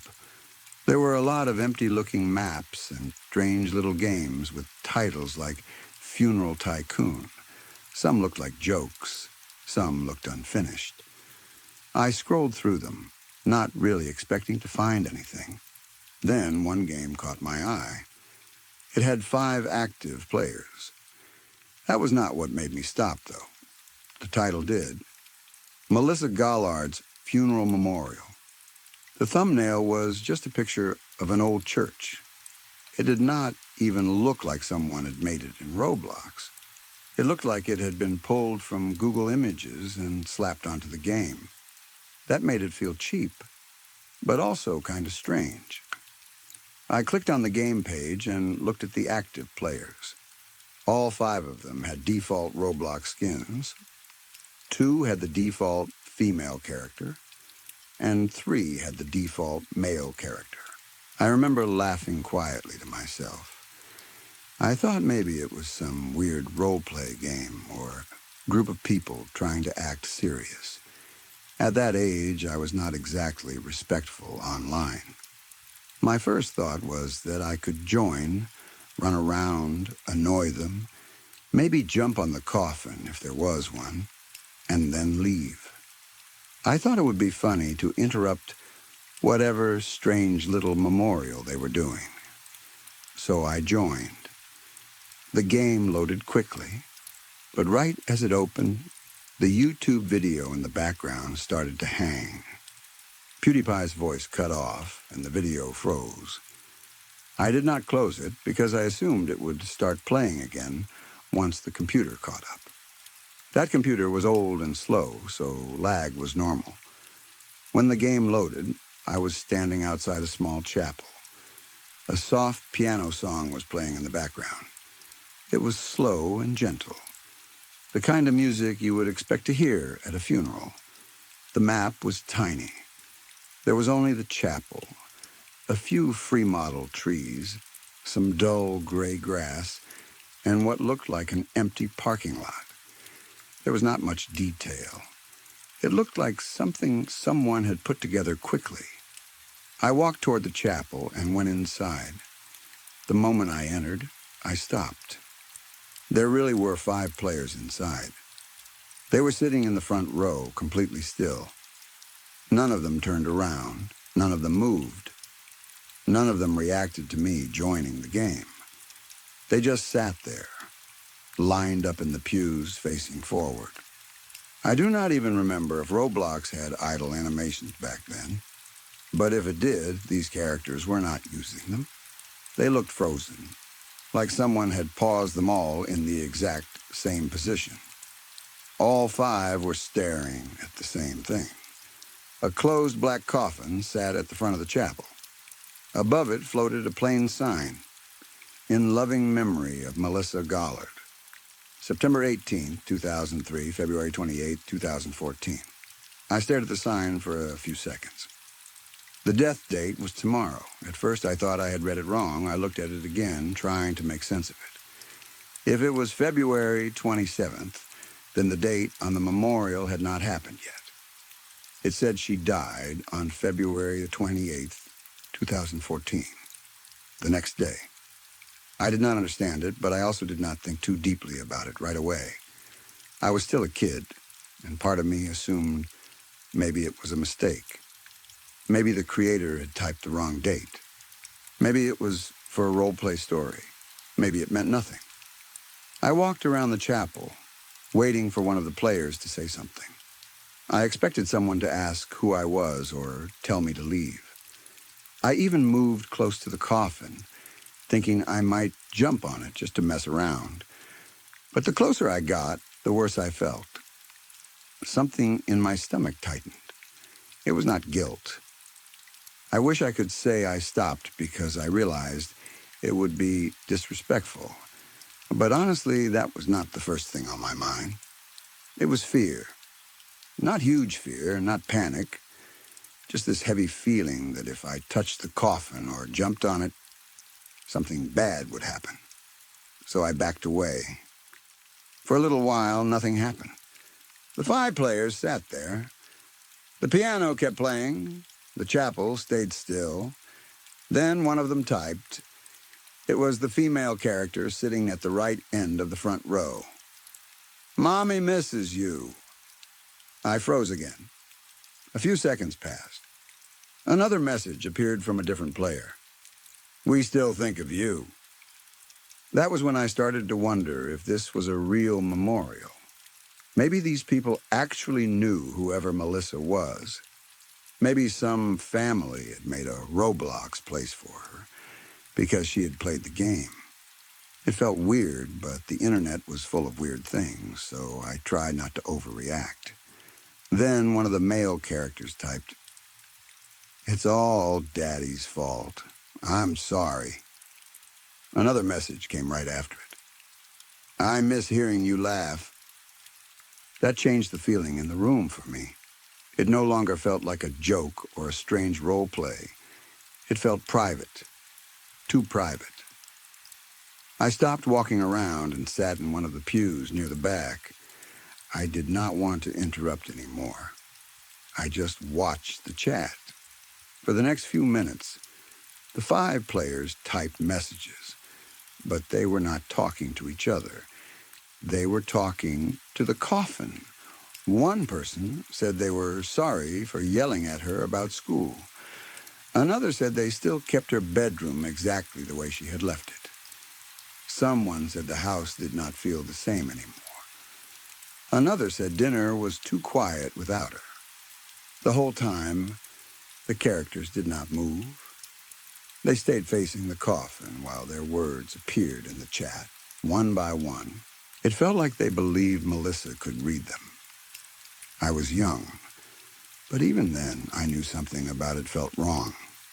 Not just sad, wrong. Like I had opened a door I was never supposed to touch. Then the male character at the far end typed something that made my skin crawl. "I can still smell you in my clothes." I remember staring at that line. It made me feel sick in a way I could not explain. It was too personal, too strange, and too uncomfortable. The room around me suddenly felt hot and heavy, even though it was cold in my house. The glow of the computer screen felt too bright. I remember becoming very aware of the darkness behind me, the quiet house, and the fact that my parents were not home. After that, nobody typed for a while. The chat stayed blank. The piano kept playing. It may have only been a minute or two, but it felt much longer. I sat there at the back of the chapel, watching 5 frozen Roblox characters stare at a coffin for a girl whose death date was listed as the next day. Then the same male character at the far end typed again, "I'll miss your cry." I read it once. Then I read it again. Then again. At that age, I did not fully understand what it meant, but I knew it sounded bad. It sounded like something a normal grieving person would not say.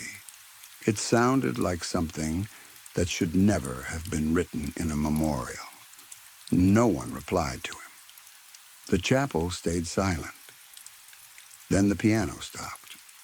For a moment, I thought my speakers had broken. The silence was so sudden that it felt like the whole room had been cut off from the rest of the world. Then another sound started. It was not really music, but it seemed like it was trying to be music. Slow, broken notes played through the speakers. Some were too low, some were too high. They dragged out in a way that sounded almost like crying. The notes twisted and stretched until they became this awful pain sound. It made my shoulders rise without me realizing it. Then all 5 players stood up at the exact same time. They did not turn toward me. They did not walk. They did not type. They just stood there, still facing the coffin. I stared at the screen, unable to move for a second. Then the coffin moved. It did not open. It rotated. The closed black coffin slowly turned upright until it was standing straight up in the middle of the platform. That was when I laughed. It was not because I thought it was funny. It was the kind of laugh that comes out when your brain does not know what else to do. I was scared. But I also felt stupid for being scared of Roblox. I moved my mouse to close the window and started clicking the X again and again. Nothing happened. The game froze. The screen lagged, and the Windows loading cursor appeared. The computer stopped responding. I clicked harder, as if that would make any difference. The old monitor glowed in front of me. The 5 players stood frozen in the chapel. The coffin stayed upright. I knew I should turn the computer off by force. I could have held the power button. I could have pulled the plug. But my dad had always warned me never to unplug the computer without shutting it down properly. He said it could break the system or ruin something important. I was 12, and even though I was terrified, I was still scared of getting in trouble. So I hesitated. Then a sound came through the speakers. It sounded like someone trying to make a little girl scream through a broken speaker, but there was something robotic about it too, like the scream had been recorded, crushed, and forced through a machine.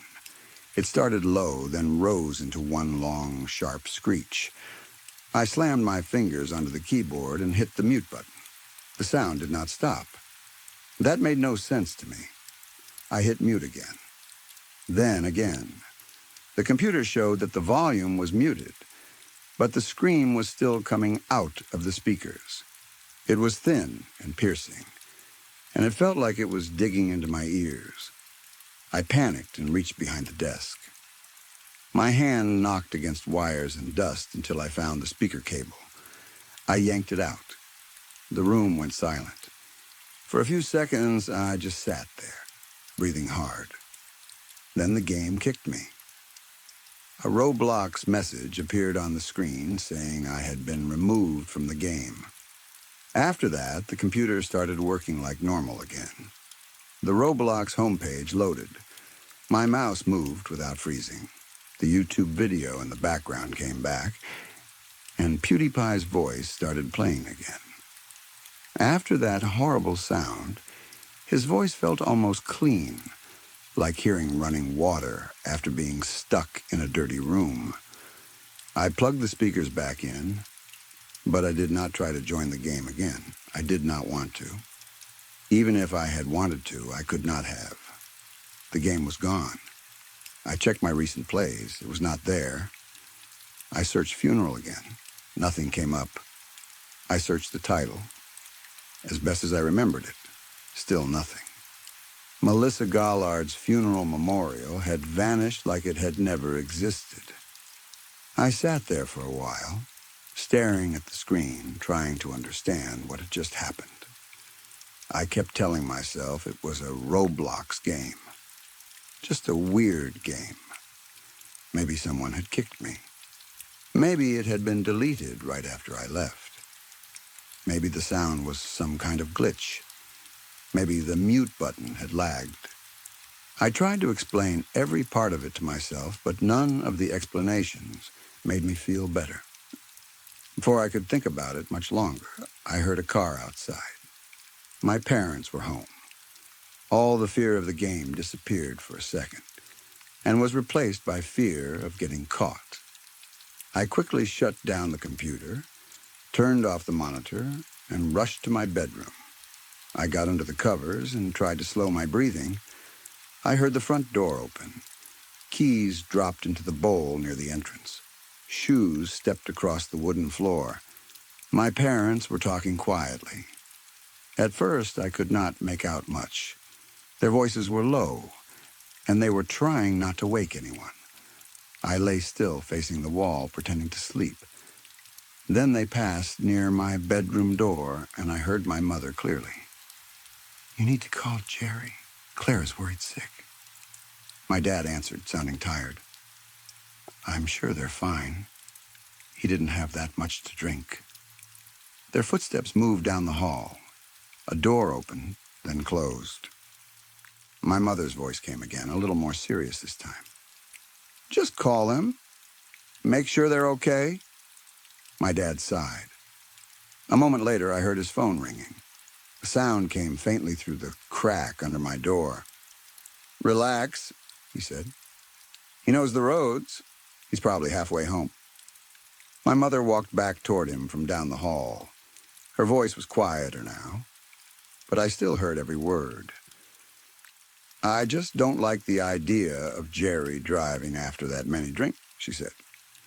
Their voices faded as they moved into the kitchen. Then she added one last sentence. "Especially with Melissa in the back seat." I did not move. I did not breathe. The name hit me so hard that for a moment I felt like I had fallen out of my own body. Melissa.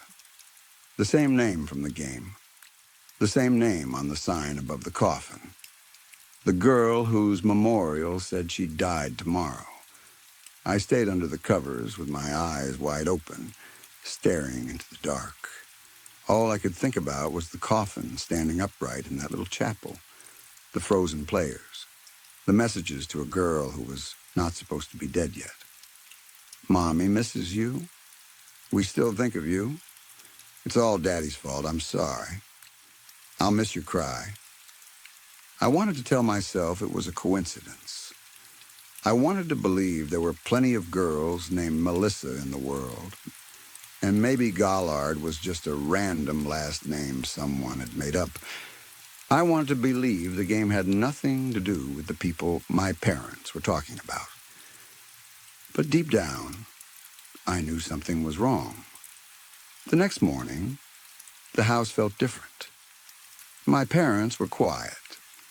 My older brother noticed it too, but he did not ask anything. I stayed in my room for most of the morning, waiting for someone to say the name again. I wanted to know if I had heard it right. I wanted to know if Melissa was real. At the same time, I was terrified of getting the answer. Later that day, I heard my mother crying in the kitchen.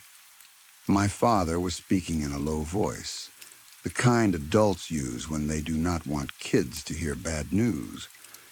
I stood in the hallway, close enough to listen, but far enough to run back if they turned around. I did not hear every word, but I heard enough. There had been an accident. Jerry had been driving home after the gathering. Claire had called because he had not arrived. The car had gone off the road sometime after midnight. There were police, flashing lights, phone calls, and hospital words I did not understand at the time. And there was a girl in the back seat. Her name was Melissa. I never found the game again. For years, I searched for it whenever the memory came back to me. I looked up the title. I searched the name. I searched funeral games, memorial games, and old Roblox places. Nothing ever came up. No screenshots, no page, no proof. Sometimes I wonder if I imagined part of it. Maybe I had fallen asleep at the computer and dreamed the whole thing. Maybe I had mixed up the horror video, or Roblox, and my parents' conversation into one strange memory. But then I remember the sound. I remember pulling the speaker cable out. I remember the date on the sign. February 28, 2014. And I remember my mother's voice in the hallway saying Melissa was in the back seat. That is the part I can never explain. Story 5. I am a busy man. I have said that sentence so many times in my life that it became more than an excuse. It became my whole name, my whole character, the one thing people could expect from me. I was busy when my children were small. I was busy when my wife wanted to talk. I was busy when birthdays came, when holidays came, when quiet evenings came and went without me noticing them. I was busy when my house was full of laughter, and I was busy when that laughter slowly faded away. I was busy when love needed my attention. I was busy when loneliness entered my home and sat beside my wife like an unwanted guest. I was always busy, and for many years I thought that meant I was important. My wife, Elizabeth, and I have been married for more than 35 years. We met at a lecture when we were both still young enough to believe that life would wait for us. She sat 2 rows in front of me, wearing a pale blue dress and taking careful notes in a small notebook. I remember the way she smiled when the speaker made a joke no one else seemed to understand. After the lecture, I found a reason to speak to her. I do not even remember what I said anymore. Something foolish, probably. But she laughed, and from that moment on, I thought I had won something rare. We started seeing each other after that. At first, we went for coffee, then dinners, then long walks where she spoke about books, music, children, travel, and the kind of home she wanted one day. I liked listening to her back then. Or maybe I liked how she made me feel while I listened. She made everything seem warm and possible. She had a way of paying attention that made a man feel larger than he really was. She noticed when I was tired before I said a word. She remembered how I took my tea. She knew when to speak and when to sit quietly beside me. She gave love in small, steady ways, and I took it as if it had been made only for me. We married, and for a while I believed I was happy. Maybe I was. Elizabeth stayed home when the children came. She gave up her plans without making a show of it. She had dreams once. I know she did. She wanted to study more, maybe teach, maybe write, maybe travel to old cities and stand in museums for hours. But life became our house, our children, my career, my meals, my clean shirts, my peace. She folded herself smaller and smaller until she fit perfectly into the spaces I left for her. She became the mother, the wife, the careful keeper of everything I did not have time to care about. She was perfect. That was what I told people. My wife is perfect. I said it proudly, as if her perfection proved something good about me. I, however, belong to my company. I work in finance. No, that is not right. I live finance. It is in my blood, in my mouth, in my hands, in the way I look at people. You need a mortgage? Come to me. You need a loan with the lowest possible interest rate? There is no such thing, not really. But I can smile and make the paperwork look fair while I tie the rope neatly around your future. I learned early that people believe what they want to believe when they are desperate. They want a house, a car, a business, a second chance. I sell them hope with fine print underneath it.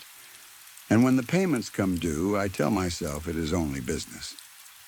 That is what I told myself about almost everything. It is only business.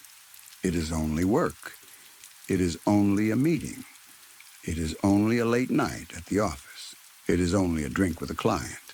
It is only a young trainee who smiles too long when I speak. It is only a harmless little secret. It is only one life, and I am a busy man. My day has always begun at 5:30 in the morning. I never needed an alarm after a while. My body learned to wake before the sun, stiff and ready, like a machine. Elizabeth used to wake with me, though she had no reason to.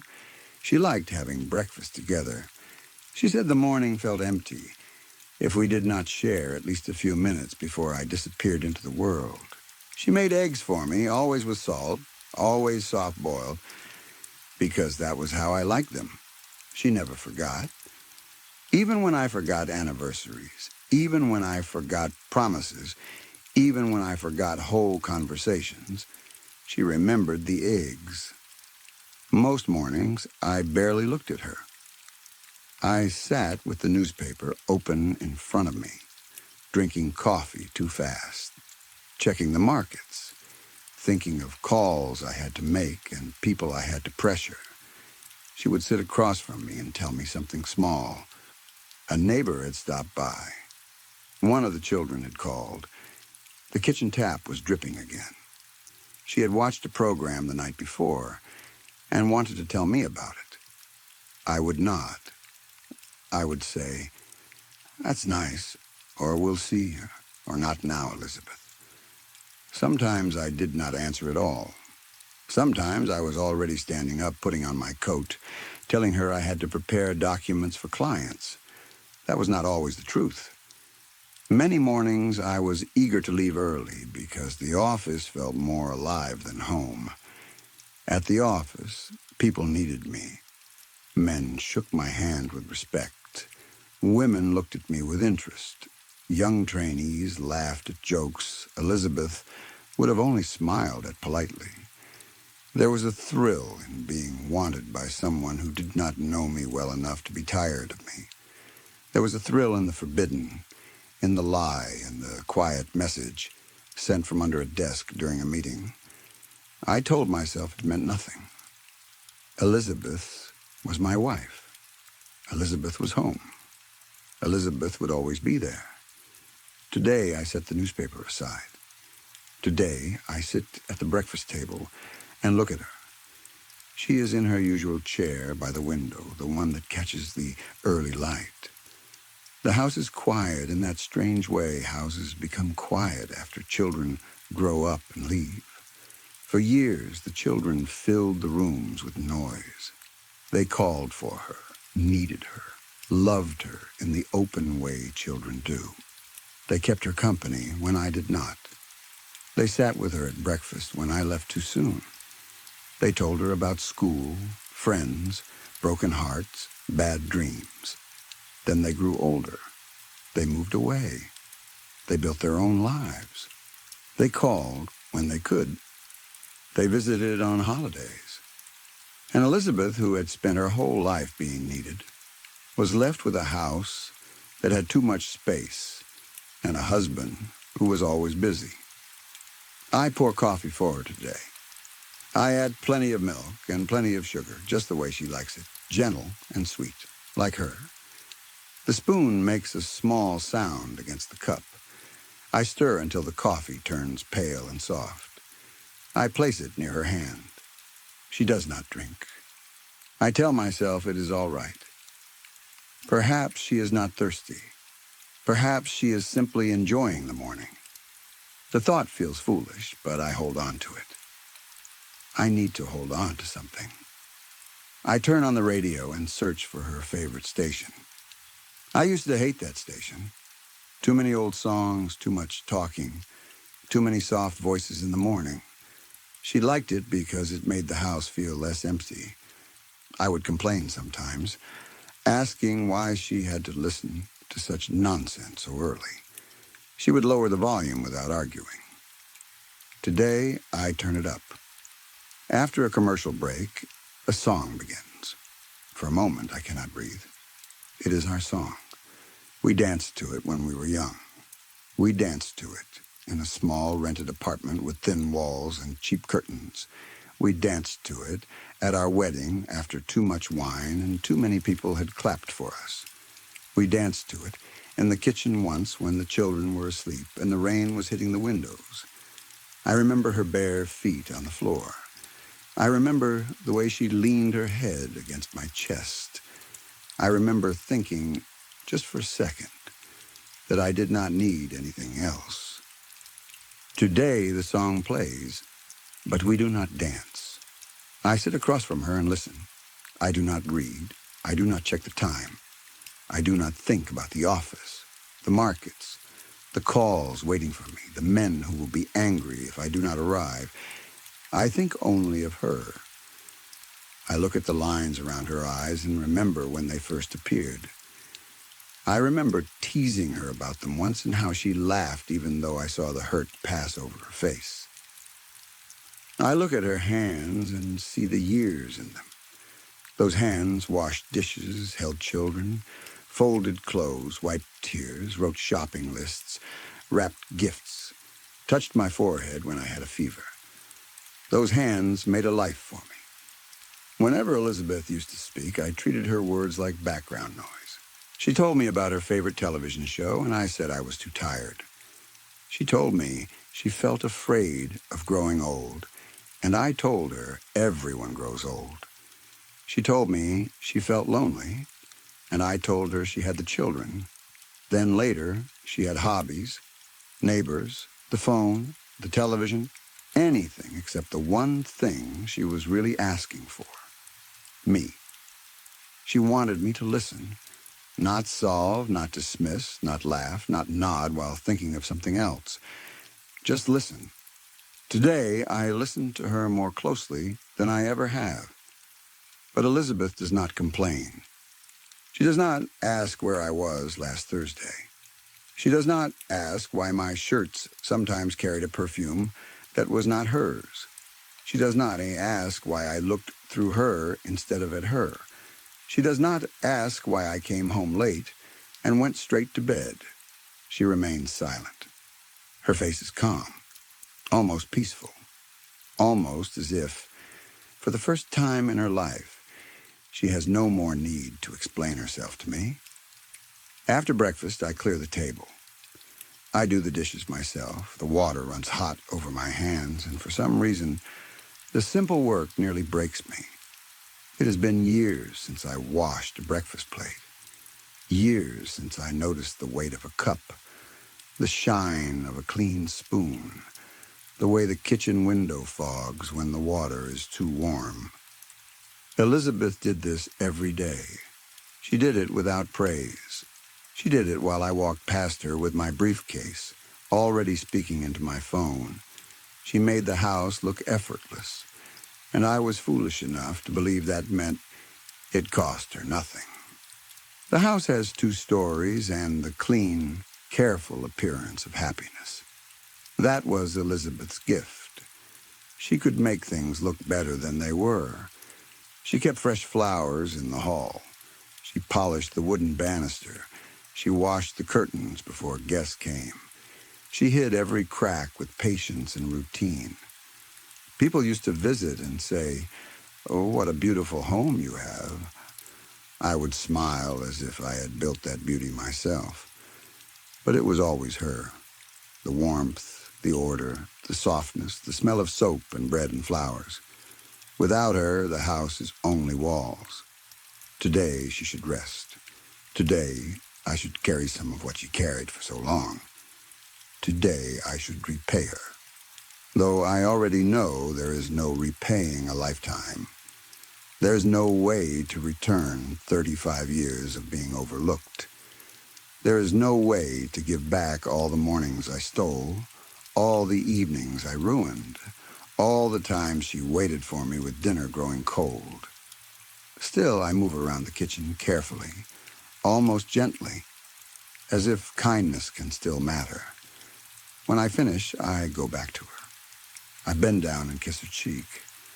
Her skin is cool beneath my lips, but I do not let myself think about that yet. Every day, though I hardly noticed, Elizabeth made herself beautiful. She brushed her hair, put on makeup, added blush to her cheeks, mascara to her lashes, powder to soften the shine of her skin. She wore expensive perfume, the kind I bought her on holidays when I had not thought of a better gift. She wore dresses she thought I liked. She chose earrings carefully. Sometimes she would ask, "Do I look all right?" And I would say, "You look fine," without even turning around. Fine? What a cruel little word. She was not fine. She was lovely. She was patient. She was aging beside a man who refused to see the honor in being loved by the same woman for a lifetime. She tried to stay beautiful for me, and I kept looking elsewhere. I chased the sharp, cheap excitement of new attention. I let myself believe that loyalty was dull, that comfort was weakness, that a faithful woman waiting at home was less valuable than a stranger laughing at my jokes in a hotel bar. I called it desire. I called it freedom. It was only greed. Today, I drive into town. The streets are already filling with people on their way to work. I pass my office building and do not stop. For the first time in years, the sight of it means nothing to me. The glass doors, the polished floors, the elevator that smells faintly of metal and cologne, the desk where my secretary will be waiting with messages. All of it feels far away, like a life that belonged to someone else. My phone rings again and again on the passenger seat. I do not answer. I go to the store Elizabeth liked. I have stood outside it many times while she went in alone. I used to complain that she took too long. Today, I walk slowly through the aisles, lost among small bottles, soft powders, lipsticks, brushes, creams, and colors, whose names sound like flowers. Wine and sunset. I realize I do not know exactly what she used. I should know. After 35 years, I should know the shade of lipstick my wife loved. I should know the brand of nail polish she kept in the bathroom drawer. I should know more than how she cooked my eggs